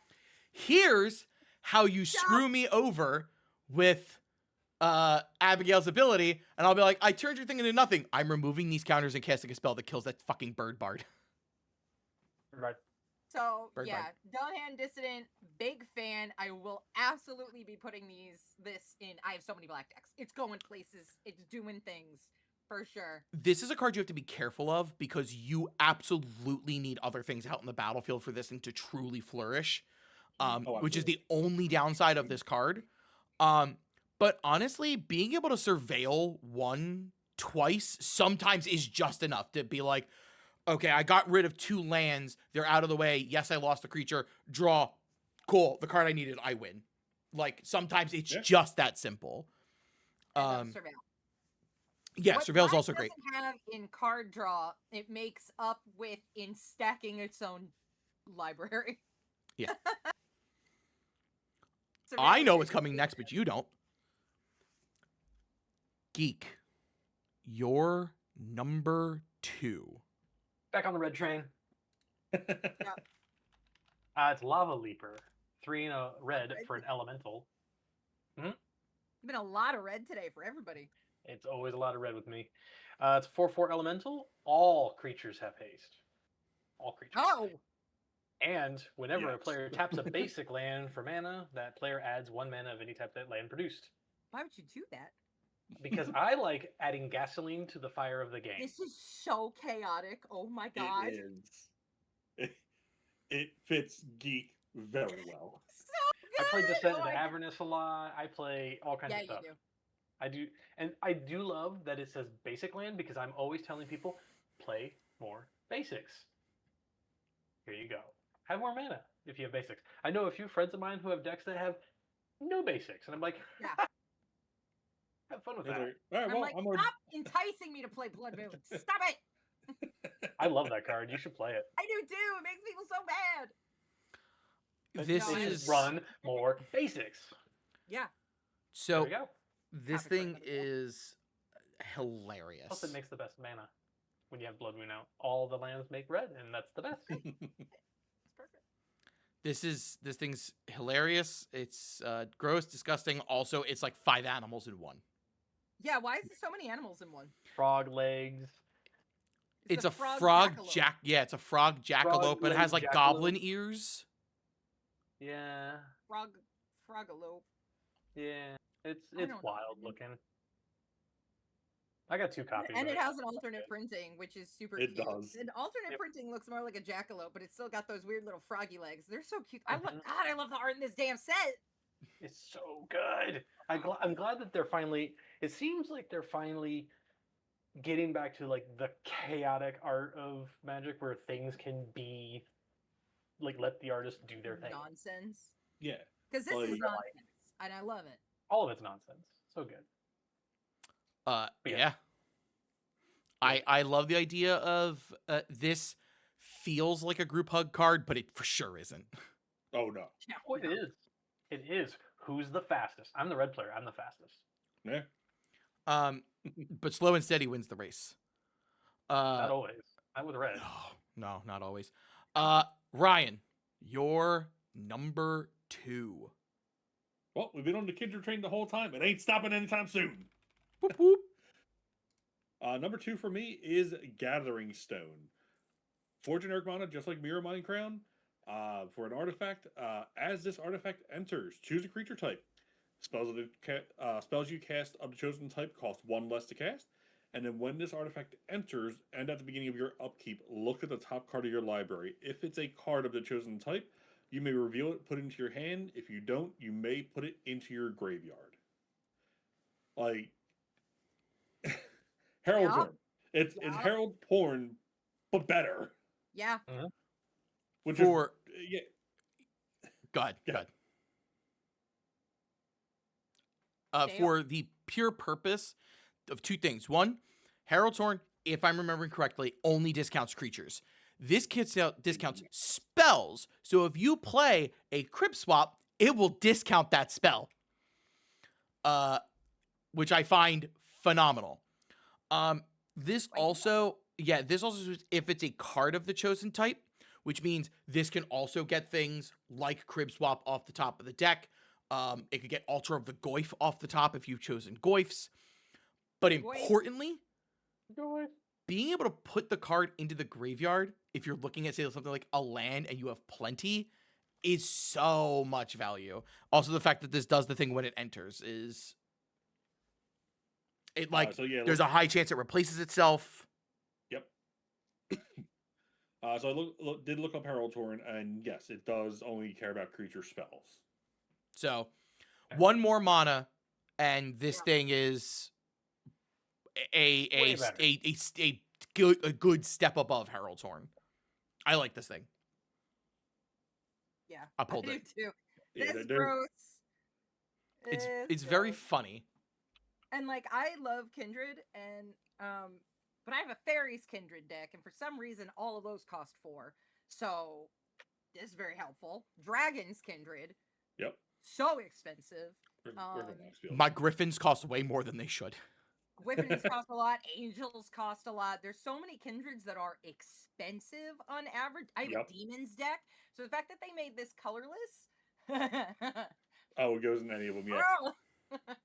Yeah, this is going in my Demons deck for sure at minimum. Just to put myself, I'm putting myself out there because I claim like I am a Kindred specialist. I kid you not, Kindred is my favorite way to play Magic. It's so fun. I don't blame you. I have 16 on my mock field, 16 Kindred decks. Hell yeah. And with Lorwyn, probably a few more getting added. As long as it's not just elves. realizing how many Kindred decks I have. Yeah, I guess I really like it. The one rule I have for Kindred, for me being a Kindred player, is the one rule: I will never build an Elf Kindred deck. I refuse. No, that's my rule too. I refuse just because I know what it can do, and I'm like, that's gonna be not fun for anyone. I'm not gonna play Elf Ball. I'm like, no. Are there fun Elf commanders that I see, and I'm like, could I do something differently? Yes, but you're really more suited for this. I'm like, I don't want to do that. I was tempted to do an Elf Kindred deck only once, and it was to make a Corval Jund Elf deck. Oh, are there any red elves? There's plenty. Rada. Oh, yeah. But also Impact Tremors with Elf Ball. Oh, Jesus. Stop it. I'm moving on. Stop. Yeah, no, stop. My number 2 card is actually how you just made me feel. It's Emptiness. It's 4 and 2 hybrid white-black for a 3. So it's 4 hybrid white-black for a 3/5 elemental incarnation. When this creature enters, if white was spent to cast it, return target creature card with mana value 3 or less from your graveyard to the battlefield. When this creature enters, if black was spent to cast it, put 3 -1/-1 counters on up to 1 target creature. And it has Evoke for 2 hybrid white-black. Evoke is a casting cost. So you can pay double white or double black and get the effect that you want out of this card early on in the game. Or if you can, later on, you could pay for 3 white, 3 black, get both effects off of this, or 2 white and 4 black, or 4 black and 2 white, and get both effects. This is, so first off, I'm a bit of an Orzhov man myself, and love this. Again, as I mentioned before, violently makes me angry. And violently makes me happy, yes. I also love the idea that this isn't something that's super abusable, kind of like the Titans of Theros. This is fair. If it enters and I didn't spend any mana to cast it, I get nothing. So, yeah, if I revive this thing, you're like, okay, you revived the 3/5. Good on you? Yeah, that's it. But it's still, which is not nothing to laugh at. But yeah, like you said, like spending no mana to like recur it and get nothing does cause some feel bad. Yeah, but like this actually wants those effects where it's return this creature card from your graveyard to your hand so that I can recast it. There is a cycle of these. All of them are very fun. Emptiness is my favorite. I do want to give a shout out to the artist of the Emptiness card, the original one. Ryan Pentecost was my roommate's track coach. Nice. Ah. Huh. Hey, respect. Both artworks for this thing also horrifying. Gorgeous. Scary Just shit. empty head. Gorgeous. Yeah. It's a sheep with a void for a head. And it's like a skeleton sheep with a void. Yeah, it's so scary. Yeah, it's like I don't want to meet I'm the goat. I don't want to meet that in dark Lorwyn. Nothing. No, not at all. I don't want to meet that in Light Lorwyn. Yeah, I don't want to meet that. And Period. it's- Yeah. I don't want to meet it. Done. No, you know what? And no plane. No, an airplane. Nowhere. And now we are on to what are arguably our favorite cards from Lorwyn Eclipsed. Brew, what is your number one? Okay, so remember how I said I'm a hater and specifically of elves? Well, this is a Golgari elf that has nothing to do with elves. And that's why I picked him. So it's the twink from Strixhaven. Lewin? Is that how you say it? Lewin. To be frustrated, yeah. Lewin. Lewin Imperfect Naturalist. He's a 2-cost 1/3, and the 2 can either be black or green. He's an elf druid, and when he enters, you mill 4 cards. Then you may put a creature or land from among the milled cards on top of your library. And then for 2 and 3, either black or green, you tap, discard a land, and create a 1/1 black and green worm creature token for each land in your graveyard. Worm Heart. This is not really strong. I But don't it's think funny. People are going to be building a lot of this. It's funny to have an elf make worms. That's very funny to me. But I'm like a land from the graveyard Golgari player. I said earlier I have a Gitrog monster deck, and that is the first place I thought for this nonsense. But like I love recycling things from the graveyard. It's why I'm a Golgari player. So just the idea of now being able to abuse lands even more. And yeah, I love mill and return. I have plenty of Golgari creature decks that would benefit from this. I played this during early access, was extremely helpful, was big fan. So yeah, I just feel like he's a fun, weird little guy. Again, not super strong. I feel like we're not even going to see a lot of play from him in any format. I'm just happy he's an elf who has nothing to do with elves. That's dead ass it. I picked it because I'm petty. He's making it into Sidisi because beautiful. Because even if I return the creature, because even if I only mill a single creature and I return that creature back to the top, if Sidisi's out in the battlefield, she still saw a creature go to my graveyard from my library, so will still make me a zombie. And then when she attacks, the same creature goes to the bin, and I make a second zombie. Yep. Honestly, the most powerful part of this card. Eek. Reduce, reuse, recycle. Get in the program. Exactly. So, the most powerful part of this card is the fact that he can worm harvest at instant speed. Mhm. That is very powerful for your opponent to be like, I'm tapping out all of your stuff. And then you to go, yeah, cool, I'm an elf. Here's a way to untap it at instant speed. And now tap him to make 1,000 worms. Obviously, Yep. not actually, but Yep. I do Right. love the I mean, idea no. of playing him with all discard spells and nothing but lands in those. I do feel like we're not going to see him a ton, but when we do, it is absolutely exclusively going to be shenanigans. Oh, Only absolutely. shenanigans. Well, It's this gonna is be one of those commanders. well, this is another one that, I'm like, all for it. for the commander sealed commanders, he's actually very solid as a commander with the 2 colors, a very relevant ability, and quite frankly, a win con built into his card. Oh, yeah. Right. If you can overwhelm your Alright, opponents, you he's just better win than the I'm game. realizing. He just seems so funny. Here's 3,000. He's very words. funny. So The fucking introduction of he's the Strixhaven twink caught me off guard. Look at him. But yes, he is the other Strixhaven student that we were talking about. He again, like Brew brought up, he is a Golgari card. He's not a Witherbloom card. If he made pests, it'd be even funnier. That would be closer. That would be closer to. I'd be like, well, I would be like, well, now I can't argue. In Strixhaven, he'll come back and he'll make pests. Probably. I'm sure. Honestly, just reprint the card, but just say the word pest on it instead. I'll be happy with that. Yeah. I mean, He's just Lewin perfect naturalist. And shout out to more grippers. There's more grippers. He's got going on. hoovies. Yeah, he's got weird little elf. Why do the elves have hook? You know what? I actually Yeah, don't no. understand that. same. for a different I'm time. a little. Like, I mean, hey, whatever. Like, makes it like helps differentiate between like the different planes and everything. But yeah, the elf with the hooves, interesting choice. All right. It works, but yeah. Geek, what is your number 1? It's partially a red card, but also on the elf hate train, because its flavor text says keep enemies close and elves closer. Thanks, Anti-Wart, for that. It's rating schemes. It's 3 red and green for an enchantment.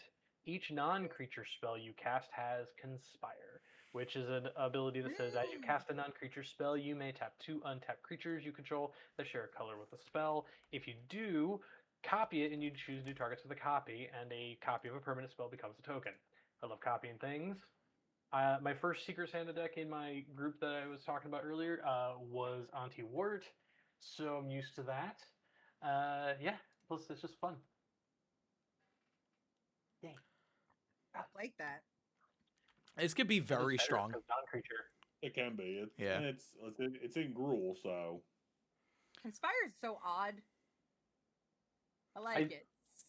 I wish you could copy it for every 2 creatures you tap. That'd be so cool, but I'm not rewarding the goblin players like that. Hell no. No, are you kidding? No, God, no. Get out of here. Why do you want Hobbs Q to be so powerful? he's a friend. But yeah, we don't need that. He doesn't need that kind of power. Just let it get to his Love you, head. Hobbs. Yeah, but it is every non-creature spell. So like this goes into Kindred decks and can easily copy all of the Kindred casting things that matter. Like get an extra Gathering Stone, get an extra Vanquisher's Banner, all that kind of stuff. Gathering Stone. They have to share a color with it. Oh. Doors of Durin. Yeah, There like you go. that. It's legendary, so you have to find a way around that one, but it's still funny. Yeah. Hey, Um, sometimes spinny's all you need. Oh, Conduit of Worlds. Or I can have 2 Beamtown Beat Ah, conduit. Sticks. Did you say 2 Beamtown Beat Sticks? Hell yeah. Tongarth needs 2. 1 for each hand. Mage Slayer. Need. Yep. 2 Cursed Mirrors. No. Yes, please. Oh, no. 2 Chaos Warps. Yes, please. It's got to be color, right? Yep. Yeah, it's got to be The colored. 2 creatures have to share a color with the spell. Fun Oh, times. There's this definitely could some be- interesting ones. this could be very silly. I'm thinking hilariously enough that like obviously it has to go in a red-green deck, but like how many colors is too many colors for the things that you're doing with non-creature? And I actually don't think there is a limit. Actually, yeah, no. This one's This good. could be funny. Be fun times. Rye. Let's talk about the most Kindred card ever. What is your number 1? The Kindred train has finally come to the final stop. My number 1 is Chronicle of Victory. 6 mana for a legendary artifact. As Chronicle of Victory enters, choose a creature type. Creatures you control of the chosen type get +2/+2 and have first strike and trample. Whenever you cast a spell of the chosen type, you draw a card. Cool. You know how I was violently happy about the last ones? This one made me violently angry. I saw this card so again, because I was taking a break from Magic and everything. I was not fully paying attention to Lorwyn in every just because burnout, it sucks, it happens. Yeah. Geek brought both Gathering Stone and Chronicle of Victory to my attention, and I looked at them like, "Oh no, I appreciate it. Yeah, no, I really do appreciate it." And I saw this, and I'm like, "Well, Yeah. I need This card is 10 copies." Disgusting. It's Yes, Vanquisher's it's Banner absolutely- on crack.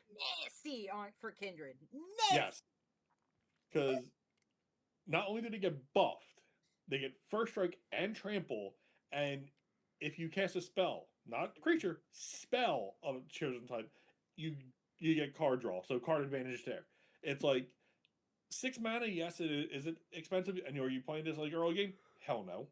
You are playing It's this like Unless you Like show the and tell it. Banner of Kingship and the frickin' crap. Kindred, what's it called? God damn it. Vanquisher's Banner. What's the goddamn blue Kindred Discovery? It's like Oh, yeah, Kindred Kindred- Discovery and yes. friggin' Banner of Kinship had a baby. pretty much. Mhm. But yeah, I this card my got God. intense, and Geek brought it to my attention, and I'm like, I didn't want to purchase cards, but I need this card. This card fucks. I And I also will say love the this. flavor text. Oh, the flavor text is amazing. For those we lost, that they may live, that they may forever live. The alt art is also Durin fighting a Wormcoil engine, which is phenomenal. Yes. And that's what I was gonna say. Like, honestly, for both arts of this, shout out to both the artists. So for Aldo Dominguez and Adelina Illustration, I guess that's their business name they used. Both phenomenal. Both, like, I could have either version of the card, and I'd be happy. Yeah, it's so stunning. Yeah, good choice. Alrighty. I have nothing bad to say about this card. Just anxiety about playing against it. And the fact that it grants keywords is gnarly. I did not expect that. Like, when I read it, I'm just like, oh. Excuse And me? I'm like, I kept reading it, and I'm like, oh. I'm like, need this. Alrighty. My number 1 is Slumbering Walker. It's 3 white for a 4/7 giant warrior. This creature enters with 2 -1/-1 counters on it, so it's a 2/5 when it enters for the first time. But at the beginning of your end step, you may remove a counter from this creature. When you do, return target creature card with power 2 or less from your graveyard to the battlefield. Not with a finality counter, not tapped. Just bring it back. So, first off, it says remove a counter, does not care what kind. And it comes in with 2 counters on it and triggers at end step. So realistically, unless your opponent answers this thing immediately, it's going to be a 3/6. Now, it doesn't have trample, vigilance, or reach, which is very unfortunate. Nothing that white can't grant it. Oh, yeah, exactly. That's a good point. But the fact that this thing works immediately on end step, and we've been seeing a lot more power 2 or less matters in things. I want you to be known, Delny double triggers this thing the first time it triggers because it will be power 2. So you'll get 2 creatures back with power 2 or less from your graveyard to the battlefield. Geek your face. I like how we had the same expression. Both of our faces just went, no. But importantly, because it does not care what kind of counters you're removing, again, I've mentioned a couple times during this video, my Brina the Demagogue deck, which can throw counters on things at not instant speed, but like are throwing counters on things every turn, means I can constantly fill this thing with counters to bring back my stuff. Brina might be massive by the time she dies, but she's a base 1/3, so it can bring her back the turn she dies. Makes me think of the Titus deck from Final Fantasy. It's all counters, doesn't matter what kind.